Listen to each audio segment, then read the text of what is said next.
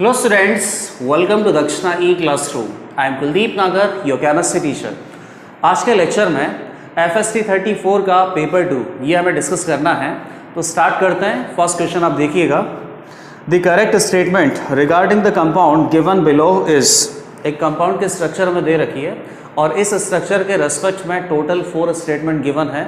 Identify करना है कि कौन सा स्ट्रक्चर सही हो सकता है। स्ट्रक्चर अपना बायोमोलिक्यूल से रिलेटेड है, तो बायोमोलिक्यूल में जो मोनोसैकेराइड होते हैं, इन मोनोसैकेराइड का जो क्लोज्ड स्ट्रक्चर होता है एकदम उसी तरीके से क्लोज्ड स्ट्रक्चर आपको दे रखा है। आइडेंटिफाई करना है कि कौन सा स्टेटमेंट यहाँ पे सही हो सकता है। क्लोज्ड स्ट्रक्चर में अपने पास 6 मेंबर्ड होता है तो उसको क्या बोलते हैं, पायरेनोस, और 5 मेंबर्ड जो रिंग होती है उसको क्या बोलते हैं, फ्यूरानोस। स्ट्रक्चर अपने पास दे रखा है कुछ इस तरीके से। फर्स्ट कार्बन पे लगा हुआ है CH2OH, उसके बाद HOH और लास्ट वाले कार्बन पे लगा हुआ है OH CH2OH। चलो, पहला जो स्टेटमेंट है वो क्या है, it can reduce Tollens reagent. तो टॉलेंस रिएजेंट को वैसे सभी मोनोसैकेराइड यहाँ पर रिड्यूस कर देते हैं, तो यहाँ पे ये जो मोनोसैकेराइड है पक्की बात है कि टॉलेंस रिएजेंट को रिड्यूस करेगा। बाकी और कैसे हम देख सकते हैं, जैसे मान लो कि टॉलेंस रिएजेंट को रिड्यूस करने में कौन काम आता है। एक तो एल्डिहाइड हो गया, कीटोन टॉलेंस रिएजेंट को रिड्यूस नहीं करता है लेकिन अल्फा हाइड्रोक्सी कीटोन जरूर करता है। एल्डिहाइड से आप और क्या बना सकते हो, हेमी एसिटल, क्योंकि हेमी एसिटल बेसिक मीडियम में अनस्टेबल होता है, तो हेमी एसिटल वापस से ब्रेक डाउन होकर एल्डिहाइड बनाएगा और एल्डिहाइड टॉलेंस रिएजेंट का टेस्ट देता है। तो आपको पता है कि हेमी एसिटल भी टॉलेंस रिएजेंट का टेस्ट देता है, हेमी कीटल नहीं देता। हेमी कीटल बेसिक मीडियम में जब डिसोशिएट होगा तो क्या बनाएगा, कीटोन, और ketone does not give Tollens reagent test. यहाँ बायोमोलिक्यूल में जो अपने पास कीटोन का ग्रुप होता है वो भी टॉलेंस रिएजेंट का टेस्ट देता है। क्यों? क्योंकि कीटोन के साइड में जो अल्फा कार्बन है उस अल्फा कार्बन पे हाइड्रोक्सी ग्रुप प्रेजेंट होता है। तो यहाँ जो कीटोन अपने पास होता है वो बेसिकली अल्फा हाइड्रोक्सी कीटोन होता है। तो हेमी एसिटल भी यहाँ पे टेस्ट दे सकता है और हेमी कीटल में अल्फा हाइड्रोक्सी हेमी कीटल भी दे सकता है। तो आप चाहो तो हेमी एसिटल हेमी कीटल की तरीके से इस साइक्लिक स्ट्रक्चर को आइडेंटिफाई करके ये पता कर सकते हो कि टॉलेंस रिएजेंट का पॉजिटिव टेस्ट आएगा या नहीं आएगा।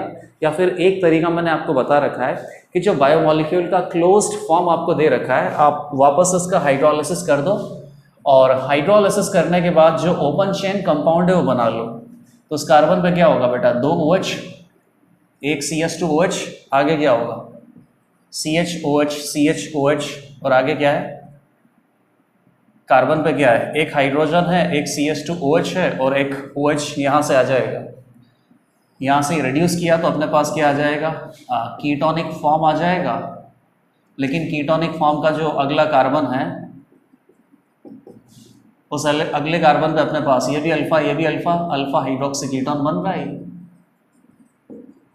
और जो अल्फा हाइड्रोक्सी कीटोन होता है वो टॉलेंस रिएजेंट के साथ पॉजिटिव टेस्ट देता है। तो ये टॉलेंस रिएजेंट के साथ पॉजिटिव टेस्ट देगा, ये मुझे ऑलरेडी पता भी था, क्योंकि मोनोसैकेराइड है। Every monosaccharide whether it is aldose whether it is ketose are reducing sugars, मतलब कि टॉलेंस रिएजेंट को ये रिड्यूस कर सकते हैं। तो पहला तो सही हो गया। दूसरा, इट इज अ फ्यूरानोस कंपाउंड, बिल्कुल सही है।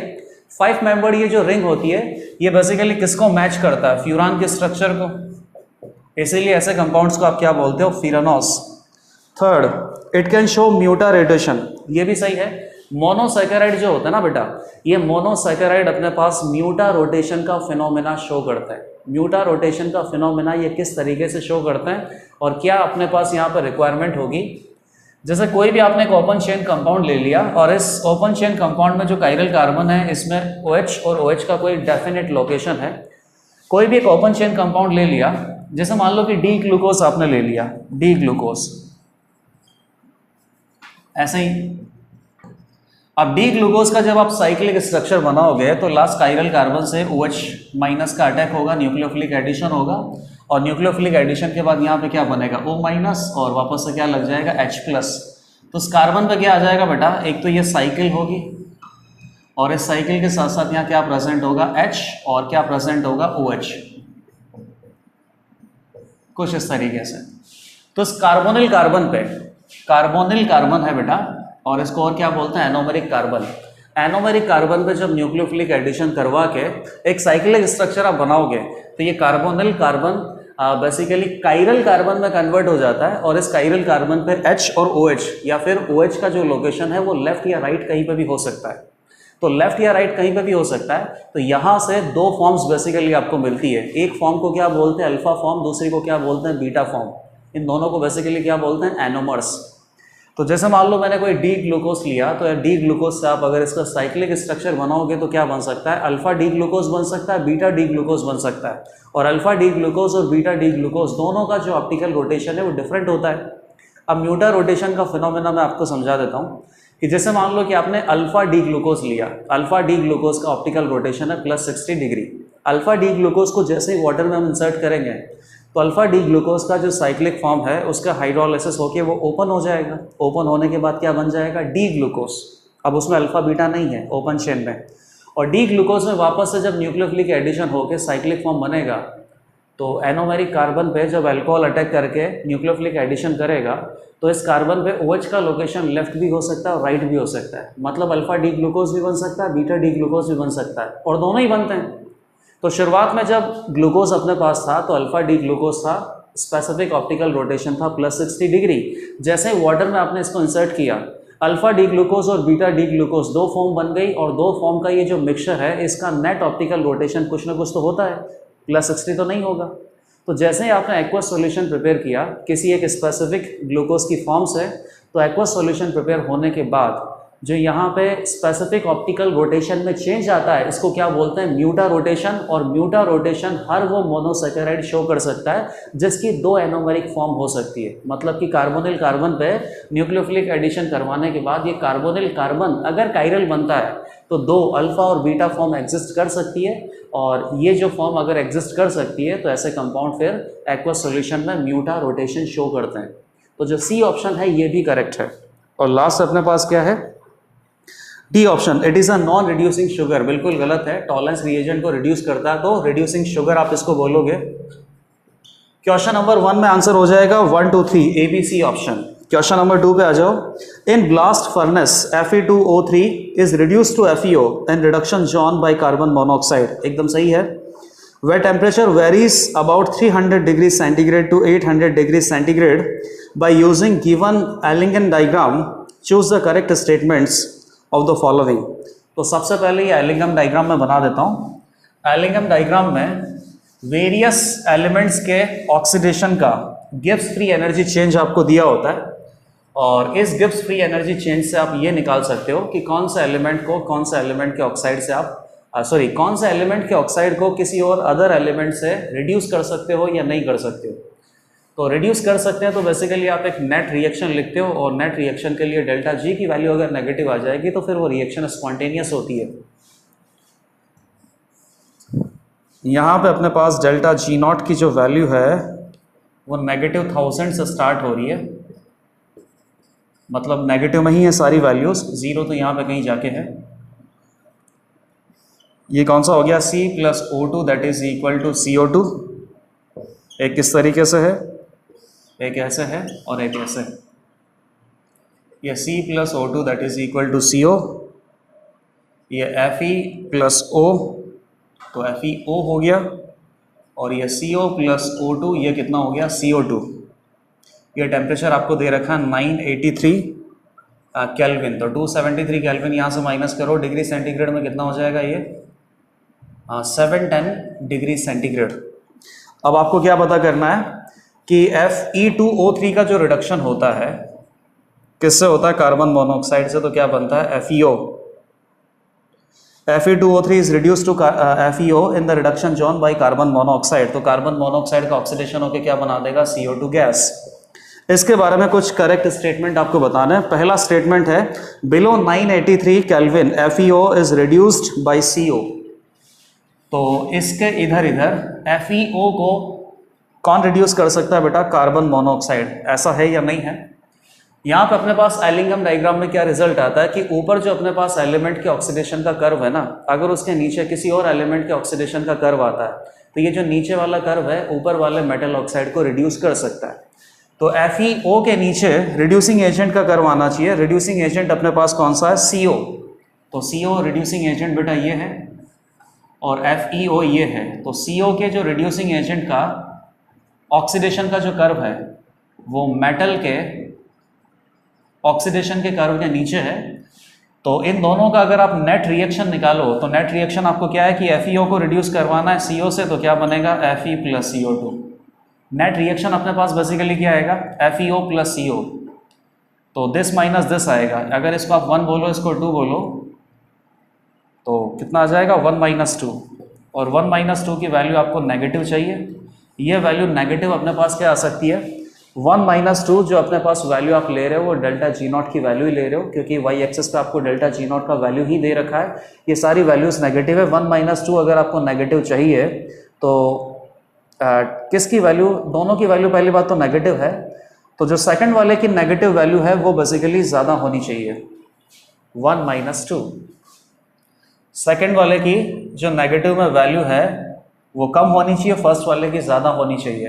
तो फर्स्ट वाले की नेगेटिव में अगर ज़्यादा वैल्यू होनी चाहिए तो फर्स्ट वाला अपने पास कौन है रिड्यूसिंग एजेंट। रिड्यूसिंग एजेंट का जो गिब्स फ्री एनर्जी का चेंज है ना, रिड्यूसिंग एजेंट के ऑक्सीडेशन का जो गिब्स फ्री एनर्जी कर्व है, अगर वो नीचे होगा तो ऊपर वाले मेटल ऑक्साइड को वह बेसिकली रिड्यूस करके मेटल तक ले जाएगा।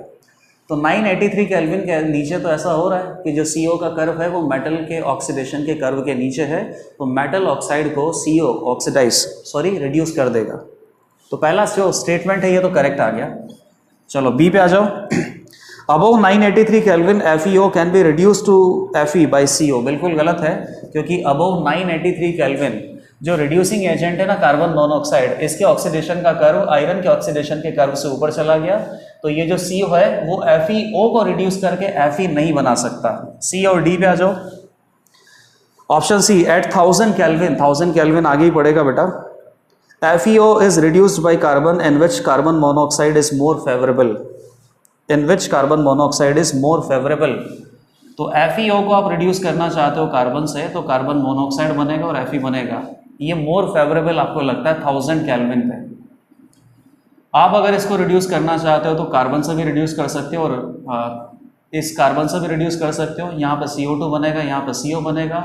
ये वाला जो रिडक्शन है वो मोर फेवरेबल होगा, क्योंकि जो कार्बन के ऑक्सीडेशन का कर्व है वो आयरन के ऑक्सीडेशन के कर्व से बहुत ज़्यादा नीचे है। तो इन दोनों को मिला के जब FeO के रिडक्शन आप करना चाहते हो कार्बन से, तो जो नेट रिएक्शन बनेगा उसका डेल्टा G का वैल्यू ज़्यादा नेगेटिव आएगा। जितना ज़्यादा नेगेटिव आएगा उतना ज़्यादा स्पॉन्टेनियस प्रोसेस होगा, उतना ज़्यादा फेवरेबल प्रोसेस होगा। डी देखो, at 983 kelvin none of the carbon and carbon monoxide can completely reduce FeO to Fe। 983 kelvin पे जो कार्बन से कार्बन मोनोऑक्साइड बन रहा है या कार्बन मोनोऑक्साइड से जो कार्बन डाइऑक्साइड बन रहा है, दोनों यहाँ पे जो रिड्यूसिंग एजेंट है वो FeO को कंप्लीटली रिड्यूस नहीं कर सकते, क्योंकि यहाँ बेसिकली इक्विलिब्रियम एस्टेब्लिश हो जाएगा। दोनों का कर्व एक दूसरे को मैच कर रहा है, तो दोनों की जो गिब्स फ्री एनर्जी चेंज की वैल्यू है वो सेम होगी। सेम होगा तो 1 माइनस 2 जब आप करोगे डेल्टा G0 निकालने के लिए तो उसकी वैल्यू कितनी आ जाएगी 0। डेल्टा G0 की वैल्यू अगर 0 होगी स्टैंडर्ड स्टेट पे, इक्विलिब्रियम एस्टेब्लिश हो जाएगा। तो FeO थोड़ा बहुत तो रिड्यूस होगा, थोड़ा बहुत रिड्यूस होने के बाद जैसे इक्विलिब्रियम सेटल हुआ उसके बाद वो फर्दर रिड्यूस नहीं हो पाएगा। तो डी ऑप्शन भी करेक्ट ही दे रखा है। तो क्वेश्चन नंबर 2 में FeO के रिडक्शन के लिए जो ये एलिंगम डायग्राम दे रखा था, इसमें टोटल 3 स्टेटमेंट सही हैं, ऑप्शन A, C और D। चलो क्वेश्चन नंबर 3 पे आ जाओ। Variation of equilibrium constant K for the reaction 2A solid plus B gas equals to C gas plus 2D gas is plotted against absolute temperature T in the figure as ln K versus 1/T। तो कोई भी एक equilibrium reaction आपको दे रखा है और इसमें ln of equilibrium K versus 1/T का कोई कर्व प्लॉट करके रखा है। तो एक कर्व तो इसने प्लॉट किया है, दूसरा कर्व हम किस तरीके से प्लॉट कर सकते हैं या दूसरा कर्व हम कैसे ला सकते हैं, हमें जो ln K और T का इक्वेशन पता है उससे आ सकता है। तो क्या इक्वेशन होता है बेटा, इक्विलिब्रियम कांस्टेंट K और T में वांट ऑफ इक्वेशन होता है, क्या होता है ln K that is equal to minus delta H R by T प्लस delta S by R। Non standard state पे यही इक्वेशन होता है, स्टैंडर्ड स्टेट पे हर जगह आप नॉट लगा देना। और इसका जो कर्व है वो आपको इस तरीके से दे रखा है ln K 1/T, मतलब इंटरसेप्ट तो इसका कितना दे रखा है, इन्होंने 0 ही दे रखा है बेटा। 2A solid plus B gas और C gas plus 2D gas forward reaction is exothermic ऐसा पूछा है, ठीक है। तो ln k और 1/t ये हो गया अपने पास y एक्सेस, ये हो गया x एक्सेस, तो ये कितना हो जाएगा y is equal to mx plus C. तो mx अपने पास है 1/t, तो स्लोप कितना हो जाएगा negative of delta h divided by r which is equal to, यहाँ पे स्लोप अपने पास क्या है पॉजिटिव है, तो डेल्टा h की वैल्यू कितनी आ जाएगी नेगेटिव, मतलब जो भी रिएक्शन यहाँ पे दे रखा है उसका एंथैल्पी चेंज नेगेटिव है, एक्सोथर्मिक रिएक्शन होगा। जो प्लॉट इसने बना के दे रखा है उसको हमने केवल जो k और 1/t में इक्वेशन हमें पता है उसके साथ कंपेयर किया, कंपेयर करने से आपको पता चल गया कि एंथैल्पी चेंज यहाँ पे नेगेटिव आ रहा है। सेकंड ऑप्शन आप देखो, फॉरवर्ड रिएक्शन इज एंडोथर्मिक, बिल्कुल गलत है बेटा, ये एक्सोथर्मिक है, वो तो हमने निकाल ही दिया है। Slope of the line is proportional to delta H, slope of line is what negative of H R, तो slope is directly proportional to delta H, बिल्कुल सही है बेटा। और डी ऑप्शन क्या है, adding A favours the forward reaction, अगर आप ए को ऐड करते हो तो फॉरवर्ड डायरेक्शन में रिएक्शन का मूवमेंट हो जाएगा, एकदम गलत है बेटा ये। कैसे गलत है अभी आपको समझ में आ जाएगा। सी गैस प्लस 2 घी, ए अपने पास यहाँ पे क्या है सॉलिड, ठीक है, तो सॉलिड अगर अपन यहाँ पे ऐड करेंगे तो उससे इस इक्विलिब्रियम पे कोई भी असर नहीं पड़ेगा। यहाँ पे बी गैस का कुछ पार्शियल प्रेशर है, सी गैस का कोई पार्शियल प्रेशर है, डी गैस का कोई पार्शियल प्रेशर है, और इस पार्शियल प्रेशर के रेस्पेक्ट में आप क्या निकाल सकते हो केपी, केपी अपने पास ऑलरेडी निकाला हुआ है। जैसे ही आप ए सॉलिड यहाँ पे ऐड करोगे तो क्या यहाँ पे केपी की वैल्यू चेंज हुई क्या, अगर केपी की वैल्यू चेंज होती है तो फिर आप उसको क्या बोलोगे क्यूपी, अगर क्यूपी की वैल्यू कम आती है तो रिएक्शन का फॉरवर्ड मूवमेंट होता है, और क्यूपी की वैल्यू अगर ज़्यादा आती है तो रिएक्शन का बैकवर्ड मूवमेंट होता है। ए सॉलिड यहाँ पे ऐड करने से इनके पार्शियल प्रेशर पे क्या फ़र्क पड़ रहा है, कोई फ़र्क नहीं पड़ रहा है, तो जो यहाँ पे क्यूपी की वैल्यू निकालोगे वो एग्जैक्टली केपी के इक्वल आएगा, और केपी के इक्वल आ रहा है मतलब कि रिएक्शन ऑलरेडी इक्विलिब्रियम पर है, और इक्विलिब्रियम पर है तो नेट फॉरवर्ड या बैकवर्ड मूवमेंट कोई भी आपको नहीं मिलेगा। तो अगर ए सॉलिड को आप यहाँ पे ऐड करते हो तो फॉरवर्ड डायरेक्शन में रिएक्शन फेवर होगा, बिल्कुल गलत है, डी ऑप्शन भी गलत हो गया। क्वेश्चन नंबर 3 में आंसर हो जाएगा ए और सी। चलो क्वेश्चन नंबर 4 पे आ जाओ। अब 4 बहुत इजी है, इलेक्ट्रोकेमिस्ट्री से रिलेटेड है, कंप्लीटली थ्योरेटिकल है। H plus aqueous has highest conductance for a cation, ये सब आपको पता है। कैटाइंस में सबसे ज़्यादा कंडक्टेंस या कंडक्टिविटी या मोलर कंडक्टिविटी किसका होता है, H प्लस का, और एनाइंस में किसका होता है, OH माइनस का। तो ए और बी दोनों स्टेटमेंट सही हैं। C order of conductance of aqueous solution is given as such, तो कंडक्टेंस का सॉल्यूशन, एक्वस सॉल्यूशन के कंडक्टेंस का ऑर्डर आपको दे रखा है HCl, KCl, NaCl, LiCl, HCl, KCl, NaCl, LiCl। Aqueous solution बनाएंगे तो कैटाइन एनाइन आपको मिलेगा, एनाइन तो चलो सब में कॉमन है Cl माइनस, तो कैटाइन की वजह से कंडक्टिविटी आप निकाल सकते हो सॉल्यूशन की। सबसे ज़्यादा किसका कंडक्टिविटी होता है, H प्लस कैटाइन का, तो HCl का जो ओवरऑल कंडक्टिविटी है वो सबसे ज़्यादा होगा। अब बाकी क्या बचा, K प्लस, Na प्लस और Li प्लस। कंडक्टिविटी किस पे डिपेंड करता है, मोबाइलिटी पे। साइज जितना ज़्यादा छोटा होगा उतना ज़्यादा मोबाइल होगा आयन, और आयन जितना ज़्यादा मोबाइल होगा उतना ही ज़्यादा कंडक्टिंग। अब साइज कौन सी बात करते हैं, एक्वस सॉल्यूशन में हाइड्रेटेड साइज की बात करते हैं। दिखने में तो आपको लगता है कि Li प्लस सबसे छोटा है, लेकिन Li प्लस की जो एक्वस साइज है, जो हाइड्रेटेड साइज है, वो सबसे बड़ी होगी। सबसे बड़ी होगी तो मोबाइलिटी सबसे कम होगी और कंडक्टिविटी सबसे कम आएगी। तो Li प्लस की कंडक्टिविटी सबसे कम होगी, उससे प्लस Na प्लस की, और उससे ज़्यादा K प्लस की, और सबसे ज़्यादा कंडक्टिविटी तो H प्लस की होती है। तो जो ये स्टेटमेंट है सी वाला, ये भी सही हो गया। और D, conductance of K plus eight infinite dilution is same for KCl, KBr और KNO3। KCl, KBr और KNO3 का अलग अलग एक्वस सॉल्यूशन बनाओ। इन एक्वस सॉल्यूशन में आपको K प्लस का कंडक्टिविटी आपको चेक करना है इनफाइनाइट डाइल्यूशन पे। तो बोल रहा है कि सभी में K प्लस का कंडक्टिविटी सेम आएगा, बिल्कुल सही है। पहली बात तो इनफाइनाइट डाइल्यूशन नहीं बोलता, तब भी यहाँ पे K प्लस का कंडक्टिविटी सेम ही आता। क्यों? क्योंकि ये स्ट्रॉन्ग इलेक्ट्रोलाइट है, और स्ट्रॉन्ग इलेक्ट्रोलाइट एक्वस सॉल्यूशन में जाके कंप्लीटली डिसोशिएट होंगे। तो हर किसी में आपको, जैसे हर किसी का एक एक मोल आपने लिया, तो हर किसी में एक एक मोल K प्लस आपको मिलेगा कंप्लीट डिसोशिएशन के बाद। Equal amount of K plus is present, therefore equal conductivity of K plus will be there. और फिलहाल अगर इनफाइनाइट डाइल्यूशन दे रखा है तो इनफाइनाइट डाइल्यूशन पे तो पक्का है कि चाहे स्ट्रॉन्ग इलेक्ट्रोलाइट हो चाहे वीक इलेक्ट्रोलाइट हो, कंप्लीटली डिसोशिएट होता है। तो तीनों में आपको जो K+ है वो कंप्लीटली सेम मिलेगा, तो तीनों में K+ की कंडक्टिविटी सेम ही आने वाली है। तो डी स्टेटमेंट भी सही हो गया। क्वेश्चन नंबर 4 का आंसर हो जाएगा ABCD। क्वेश्चन नंबर 5 देखो, विच ऑफ द फॉलोइंग इज और आर करेक्ट अबाउट एल्केन्स। ठीक है, एल्केन के बारे में कुछ थ्योरेटिकल स्टेटमेंट है, देख लेते हैं। GOC1 या GOC2 से रिलेटेड है क्योंकि इसमें कंबशन का डेटा कहीं पे आ रहा है। The calorific value of n butane is greater than isobutane. Calorific value का मतलब क्या हो गया कि किसी भी फ्यूल को अगर आप बर्न करते हो ना तो फ्यूल के पर ग्राम कितना एनर्जी रिलीज होता है। अब यहाँ पे जो कंपाउंड आपको दे रखा है उसका मॉलिक्यूलर वेट तो सेम है। मॉलिक्यूलर वेट अपने पास क्या है, C4H10, एक है ब्यूटेन, एक है आइसोब्यूटेन। तो कैलोरीफिक वैल्यू तो उसी की ज़्यादा होगी बेटा जिसका हीट ऑफ कंबशन करने पे जो हीट रिलीज होता है, जो एनर्जी रिलीज होती है वो ज़्यादा हो। और ये हमने पढ़ ही रखा है कि लीनियर स्ट्रक्चर और ब्रांच स्ट्रक्चर में जो ब्रांच स्ट्रक्चर है ये थोड़ा सा ज़्यादा स्टेबल होता है। ये ज़्यादा स्टेबल होगा तो ये कैसा होगा, थोड़ा सा इसके रेस्पेक्ट में unstable.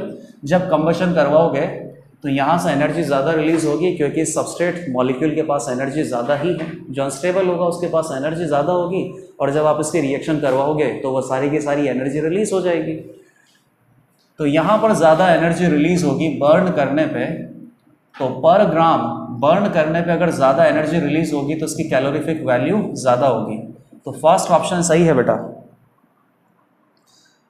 Calorific value of n butane is greater than that of isobutane. Exactly सही है because heat of combustion of n butane is higher than heat of combustion of isobutane. Second, isobutane is more stable than n butane. यह भी सही है, पहले से ही conclusion आ गया। Chlorination reaction has a less radical character in its formation in its transition state than that of bromination. ये क्या बोल रहा है कि किसी भी अल्केन का अगर आप क्लोरीनेशन करवाते हो या ब्रोमिनेशन करवाते हो तो क्लोरीनेशन में जो ट्रांजिशन स्टेट बनता है ना उसमें लेस रेडिकल कैरेक्टर होता है। तो लेस रेडिकल कैरेक्टर होता है, ये सही है कि नहीं है पहले चेक कर लो। क्लोरीनेशन और ब्रोमिनेशन में तो फास्ट कौन सा होता है, क्लोरीनेशन में Cl रेडिकल होता है, ब्रोमिनेशन में Br रेडिकल होता है। जो क्लोरीनेशन में Cl रेडिकल है ये ज़्यादा रिएक्टिव होता है और Br रेडिकल कम रिएक्टिव होता है। कम रिएक्टिव होगा तो ज़्यादा सेलेक्टिव होगा। तो एकदम सही बात है बेटा, क्लोरीन रेडिकल ज़्यादा अनस्टेबल होता है तो क्लोरीन रेडिकल फटाफट से अटैक करेगा और अटैक करने के बाद सीधा अपने पास इंटरमीडिएट का फॉर्मेशन करेगा। यहाँ पे जो ट्रांजिशन स्टेट बनेगी वो कुछ बहुत ज़्यादा एनर्जी वाली नहीं बनेगी। तो क्लोरीनेशन में जो ट्रांजिशन स्टेट है इसका रेडिकल कैरेक्टर कम होगा because chlorine radical is more reactive, therefore it will react faster to form intermediate. यहाँ पे जो ट्रांजिशन स्टेट है उसमें रेडिकल कैरेक्टर बहुत कम आएगा, सीधा इंटरमीडिएट बहुत जल्दी फॉर्मेशन हो जाएगा। जबकि ब्रोमिनेशन में क्या है, Br फ्री रेडिकल थोड़ा सा ज़्यादा स्टेबल है तो थोड़ा सा लेस रिएक्टिव होगा। लेस रिएक्टिव होगा तो जो ट्रांजिशन स्टेट है उसमें रेडिकल कैरेक्टर आपको ज़्यादा मिलेगा। तो सी ऑप्शन भी यहाँ पे करेक्ट आ रहा है। क्वेश्चन नंबर 5 में ABC तीनों ऑप्शन करेक्ट है अभी तक तो। और फोर्थ ऑप्शन अपने पास क्या है, bromination of cyclopentane is preferred. Cyclopentane का ब्रोमिनेशन करवाते हो और क्लोरीनेशन नहीं करवाते हो, ऐसा नहीं है मतलब कि ये प्रेफर्ड है।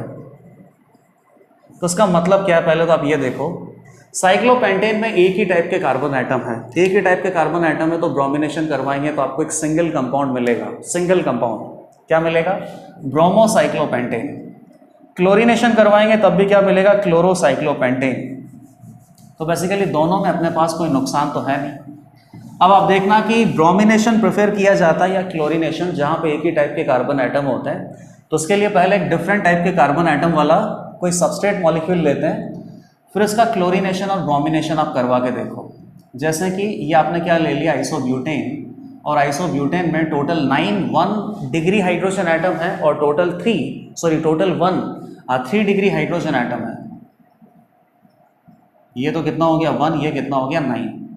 अब आप अगर इसका क्लोरीनेशन करवाओगे और ब्रोमिनेशन करवाओगे तो ब्रोमिनेशन में तो चलो कोई दिक्कत ही नहीं है, कितने भी डिफरेंट टाइप के हाइड्रोजन एटम यहाँ पे प्रेजेंट हो, ब्रोमिनेशन में तो जो अपने पास रिएक्टिविटी रेशियो आता है वो इतना तगड़ा है कि अगर वहाँ पे 3 डिग्री हाइड्रोजन एटम प्रेजेंट है तो 3 डिग्री हाइड्रोजन एटम पे ही पहले अटैक होगा और वहीं से ब्रोमिनेशन आपको मिलेगा। 2 डिग्री से मिल ही नहीं सकता अगर 3 डिग्री हाइड्रोजन एटम प्रेजेंट है तो 3 डिग्री हाइड्रोजन एटम आप रिमूव करोगे, Br रेडिकल अटैच करोगे, 3 डिग्री ब्रोमाइड आपको बनाना है, तो यहाँ पे तो कोई दिक्कत होती नहीं है, 3 डिग्री प्रोडक्ट आपको मिलेगा। लेकिन क्लोरीनेशन में क्या होता है कि जो रिएक्टिविटी रेशो है वो बहुत ही क्लोज होता है, 1 डिग्री 2 डिग्री 3 डिग्री का, तो number of carbon atom number of different type of hydrogen atom पर भी डिपेंड करता है कि कौन से टाइप का प्रोडक्ट यहाँ पे मिलेगा। जैसे कि इस केस में सबको पता है कि 3 डिग्री हाइड्रोजन एटम का रिएक्टिविटी ज़्यादा है, तो 3 डिग्री से ही आपको हेलो सब्स्टिट्यूटेड प्रोडक्ट मिलना चाहिए। लेकिन यहाँ क्लोरीनेशन में 3 डिग्री से हेलो सब्स्टिट्यूटेड प्रोडक्ट आपको नहीं मिलता है मेजर अमाउंट में, 1 डिग्री से मिलता है। वाई? क्योंकि 1 डिग्री का जो रिएक्टिविटी है वो तो कितना होता है 1, हाइड्रोजन एटम कितने 9, 3 डिग्री हाइड्रोजन का रिएक्टिविटी होता है 5.0 क्लोरीनेशन के केस में, लेकिन 3 डिग्री हाइड्रोजन एटम अपने पास कितना है 1। दोनों के मल्टीप्लिकेशन से डिसाइड होता है कि मेजर प्रोडक्ट आपको क्या मिलेगा। तो मेजर प्रोडक्ट आपको क्या मिलेगा बेटा 1 डिग्री अल्काइल हैलाइड। तो यहाँ आप क्या नोट कर रहे हो कि क्लोरीनेशन के केस में 1 डिग्री 2 डिग्री 3 डिग्री हाइड्रोजन का जो रिएक्टिविटी है वो बहुत ही क्लोज होता है, बहुत ही क्लोज होता है। तो आपको 1 डिग्री से भी प्रोडक्ट मिल सकता है, 2 डिग्री से भी मिल सकता है, 3 डिग्री से भी मिल सकता है, सिग्निफिकेंट अमाउंट में मिलेगा। और कहाँ से मेजर प्रोडक्ट मिलेगा ये केवल रिएक्टिविटी ऑर्डर पर डिपेंड नहीं करेगा, ये रिएक्टिविटी ऑर्डर के साथ साथ similar type of hydrogen atom पर भी डिपेंड करेगा।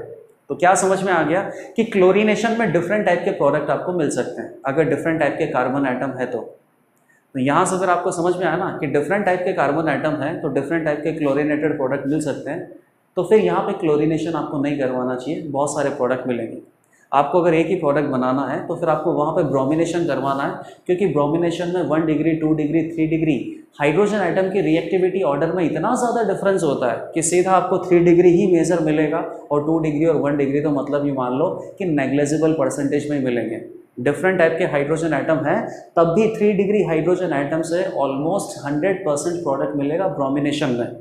तो क्या अल्टीमेटली कंक्लूजन हुआ कि अगर आपको क्लोरीनेशन करवाना ही है तो इसमें करवाओ, क्योंकि इसमें एक ही टाइप के हाइड्रोजन आइटम है तो क्लोरीनेशन से 100% वही प्रोडक्ट मिलेगा।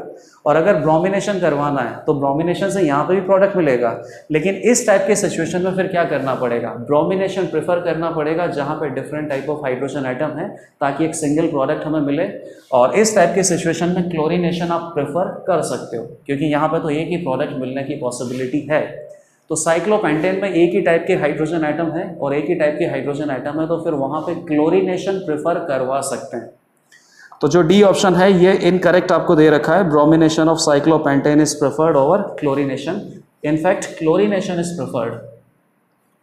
तो फोर्थ ऑप्शन यहाँ पे इनकरेक्ट है, आंसर क्या हो जाएगा ABC। Question number 6, which of the following is true, coordination number in CCP cubic close packing. तो क्यूबिक क्लोज पैकिंग मतलब कि face centered cubic unit cell होता है, और face centered cubic unit cell हो या हेक्सागोनल क्लोज पैकिंग हो, ये बेसिकली हेक्सागोनल लेयर से बनता है। क्यूबिक क्लोज पैकिंग मतलब कि face centered cubic unit cell, ये किससे बनता है, ABC टाइप ऑफ पैकिंग से। HCP किससे बनता है, AB टाइप ऑफ पैकिंग से। दोनों में कोऑर्डिनेशन नंबर क्या होता है, 12 ही होता है, दोनों में सेम कोऑर्डिनेशन नंबर है। फर्स्ट ऑप्शन जो है वो करेक्ट हो जाएगा। Second, packing fraction in CCP is equal to packing fraction in HCP, एकदम सही है बेटा। HCP और FCC यूनिट सेल दोनों में पैकिंग फ्रैक्शन कितना होता है, 74%। तो क्वेश्चन नंबर 6 के पहले जो दो ऑप्शन हैं ये तो सही है। सी ऑप्शन देखो, इन CCP every fourth layer is identical, एकदम सही है। CCP में क्या होता है, ABC, तो ABC वापस से A, पहला A था, फोर्थ वाला A है, every fourth layer is identical. Question number 6, 1 correct, 2 correct, 3 correct, 4। In HCP every second layer is identical. HCP क्या होता है बेटा, AB, तो ये फर्स्ट, ये सेकंड और ये third. Every third layer is identical, not second layer is identical. Question number 6 में आंसर हो जाएगा ABC। Question number 7, which of the following properties of gases is related to the molecular diameter D। तो ये अपने पास kinetic theory of gases का question है। Kinetic theory of gases में आइडियल गैस के लिए क्या क्या अजम्पशंस आप लेते हो। काइनेटिक थ्योरी ऑफ गैसेस में kinetic energy of a single molecule, ये फार्मूला आप डिराइव करते हो, और कॉलिजन फ्रीक्वेंसी के फार्मूला डिराइव करते हैं। सिमिलरली जो अपने पास लैम्डा होता है उसका फॉर्मूला डिराइव करते हैं, लैम्डा को क्या बोलते हैं, मीन फ्री पाथ। तो इन सब में अपने पास बाई मॉलिक्यूलर कॉलिजन्स को हम कंसिडर करते हैं। जैसे एक मॉलिक्यूल है तो इस मॉलिक्यूल का बहुत ही हाई फ्रिक्वेंसी के साथ बाई मॉलिक्यूलर कॉलिजन होता है। बाई मॉलिक्यूलर कॉलिजन कब हो सकता है, ध्यान से देखना। कॉलिजन होने के लिए जो मॉलिक्यूल है इसको टच करेगा तो बेटा इन दोनों मॉलिक्यूल के सेंटर के बीच में इंटर न्यूक्लियर डिस्टेंस कितना होगा, r plus R. A molecule है तो ये इनका डायमीटर हो गया। जब भी किसी दो मॉलिक्यूल को कोलाइड करना है तो इन दोनों मॉलिक्यूल में इंटर मॉलिक्यूलर सेंटर का जो डिस्टेंस है, इंटर न्यूक्लियर जो डिस्टेंस है, ये कितना होना चाहिए, 2r, which is called collision diameter. अभी देखना, आगे भी देखो। इसका मतलब है कि कोई भी मॉलिक्यूल अगर इस मॉलिक्यूल से टकराना चाहता है तो उसका जो सेंटर है वो इस रीजन में लाई करना चाहिए। अब ये रीजन आप देखना, ये रीजन अगर मैं यहाँ पे देखूँ तो ये मॉलिक्यूल अगर यहाँ पे टकराएगा तो इसका सेंटर और इसके सेंटर की जो इंटर न्यूक्लियर डिस्टेंस है वो कितनी होगी, 2r। इस तरीके से आप पूरा एक सर्किल बना सकते हो। अब देखना इसको आगे, फिर देखना,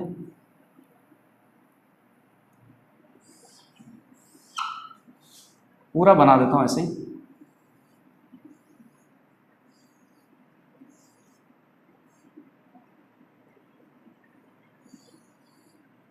इसको हटा देते हैं,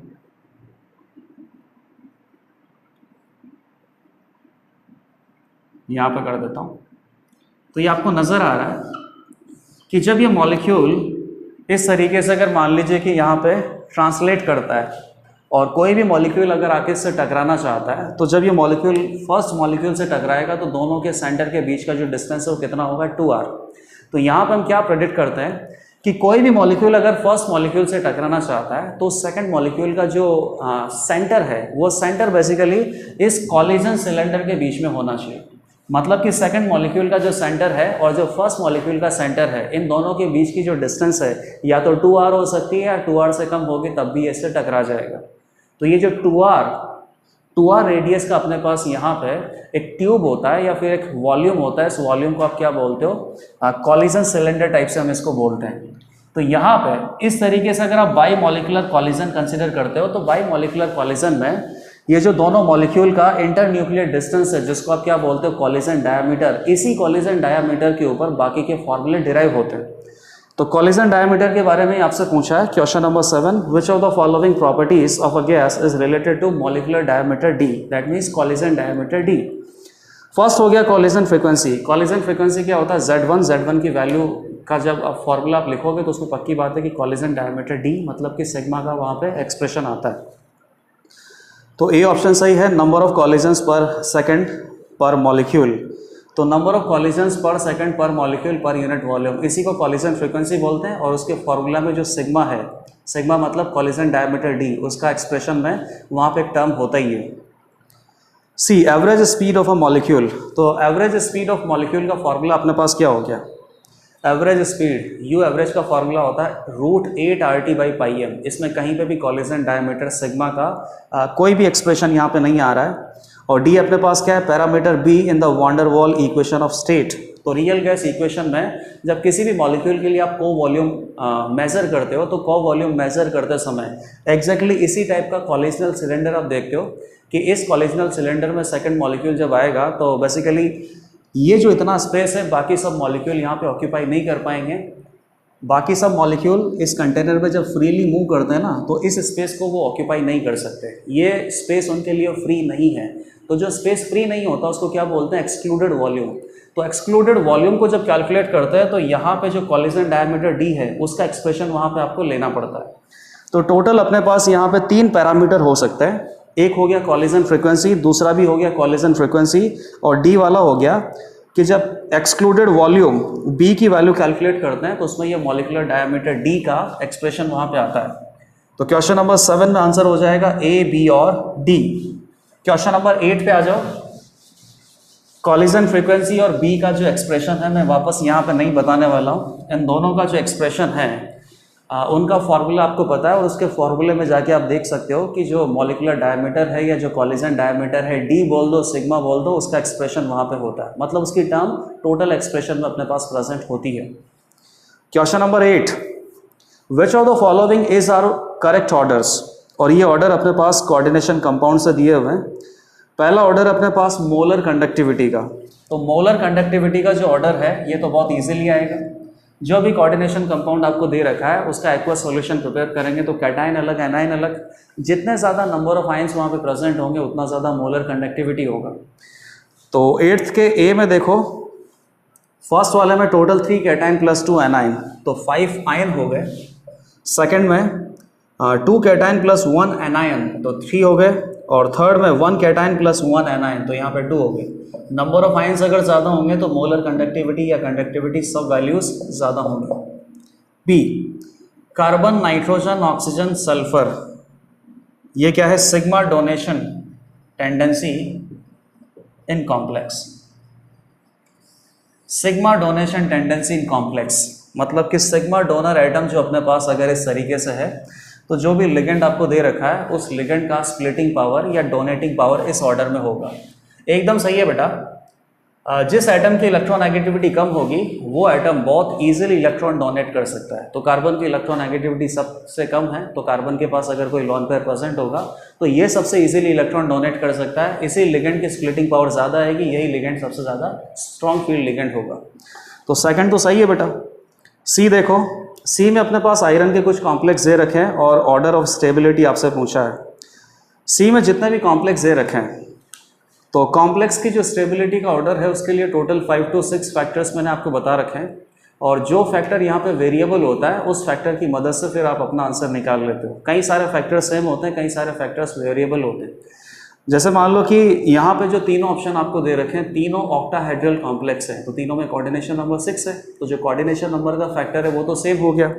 इन तीनों में आयरन का ऑक्सीडेशन स्टेट +3 है, तो जो सेंट्रल मेटल एटम है वो फैक्टर भी सेम हो गया। बस यहाँ पे फैक्टर डिफरेंट क्या है, लिगेंड। लिगेंड आपको दे रखा है EN, CN और EDT है। EN, CN और EDT है।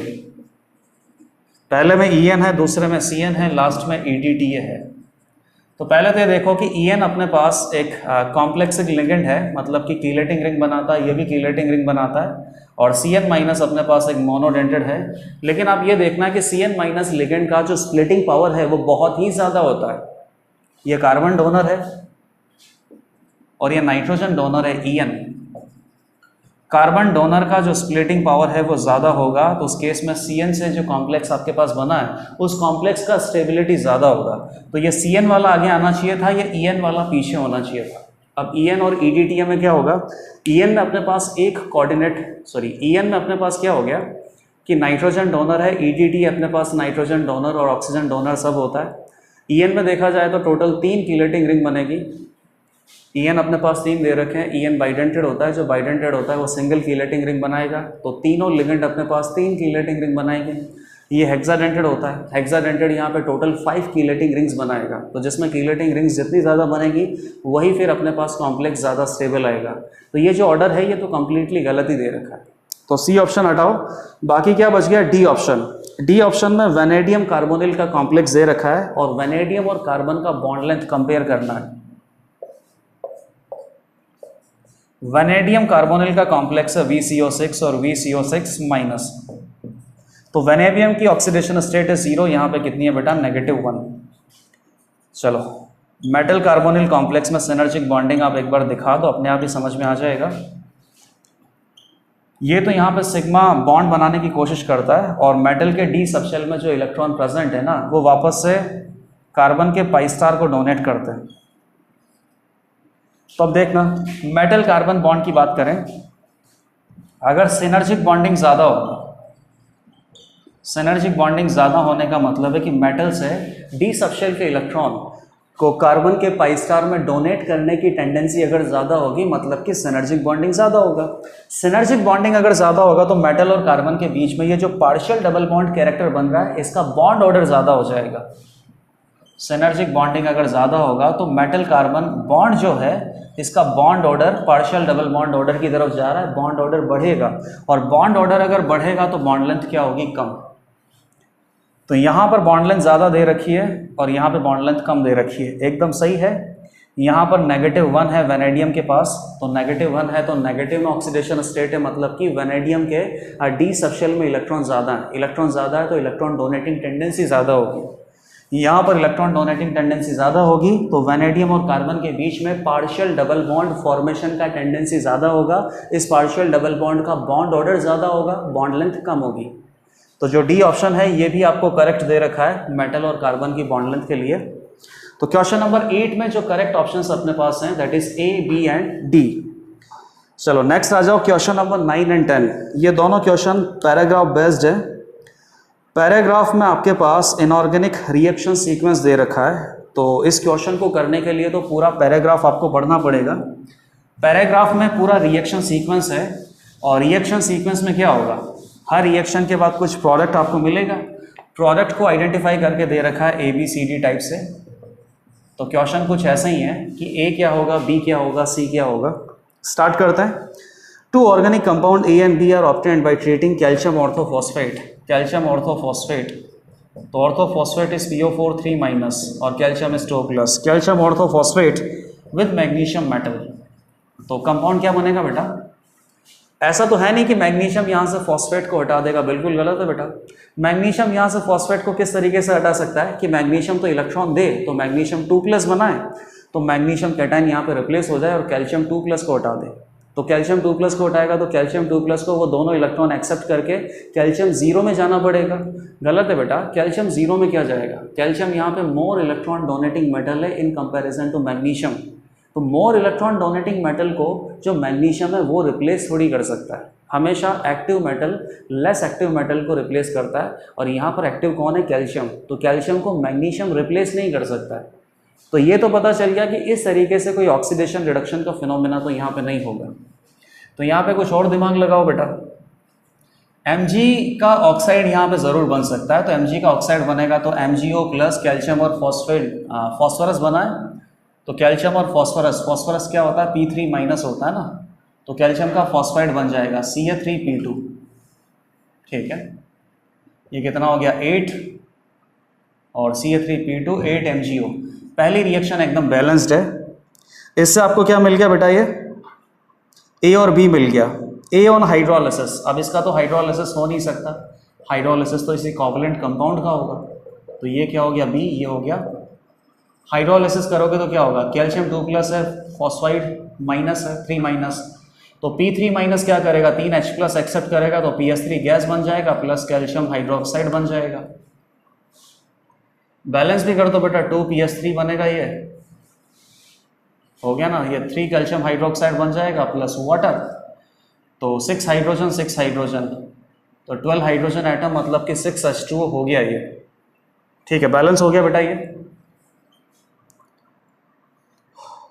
Hydrolysis produces a gas C, gas C was burnt in the axis of air. आगे अपने पास गैस C क्या है? PS3 को अगर आप एयर की प्रेजेंस में बर्न करोगे तो फॉस्फोरस और ऑक्सीजन रिएक्शन करके क्या बनाएंगे? फॉस्फोरस का ऑक्साइड। फॉस्फोरस का ऑक्साइड क्या होता है? फॉस्फोरस पेंटाऑक्साइड, ये लो। और हाइड्रोजन अपने पास है तो कितना हो जाएगा? 6, तो 3H2 हो जाएगा बेटा ये। तो 3 ऑक्सीजन और यहाँ पे कितने? 5 ऑक्सीजन, यहाँ पे कितना आ जाएगा? 4। 3 ऑक्सीजन 5 ऑक्सीजन, कितना हो गया? 4, 8 हो गया।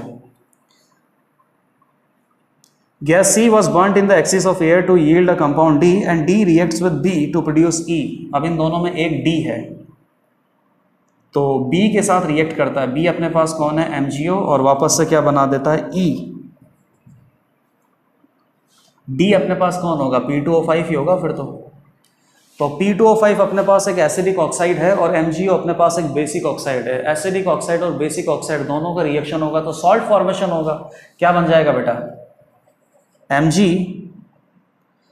का ऑक्साइड अपने पास बन जाएगा तो Mg मैग्नीशियम फॉस्फेट आपको मिलेगा। Mg2+ PO3 होगा ना ये। हाँ, ये मैग्नीशियम मेटाफॉस्फेट यहाँ पे बनेगा। वाटर तो वाटर है, ये E हो जाएगा, ये B है और ये D है। बैलेंस करो आप इसको, P2O5 है, MgO है, तो मैग्नीशियम फॉस्फेट आपने बना दिया। फॉस्फोरस 2 है, ऑक्सीजन 6 है, मैग्नीशियम 1 है। एकदम कंप्लीटली ये तीनों रिएक्शन हमने बैलेंस कर दिया। 3 नहीं है बेटा, 1 2 3 4, टोटल 4 रिएक्शंस यहाँ पे हैं। इसमें से आपने आइडेंटिफाई किया कि ए क्या है, बी क्या है, गैस सी क्या है, ऑक्साइड डी है, और अपने पास वापस से मैग्नीशियम ऑर्थोफॉस्फेट, नहीं ऑर्थोफॉस्फेट नहीं है बेटा, मेटाफॉस्फेट है, मेटाफॉस्फेट के फॉर्मूले को मैच करता है ये, तो मैग्नीशियम मेटाफॉस्फेट है ई। अब क्वेश्चंस देख लो। Question number 9, gas C reacts with CuSO4 solution to give a black precipitate of compound X, hence compound X is, CuSO4 के साथ गैस सी का रिएक्शन करवाना है, तो CuSO4 में कॉपर 2+ प्रेजेंट है और गैस सी अपने पास कौन है, PS3 गैस। एकदम आसान है बेटा।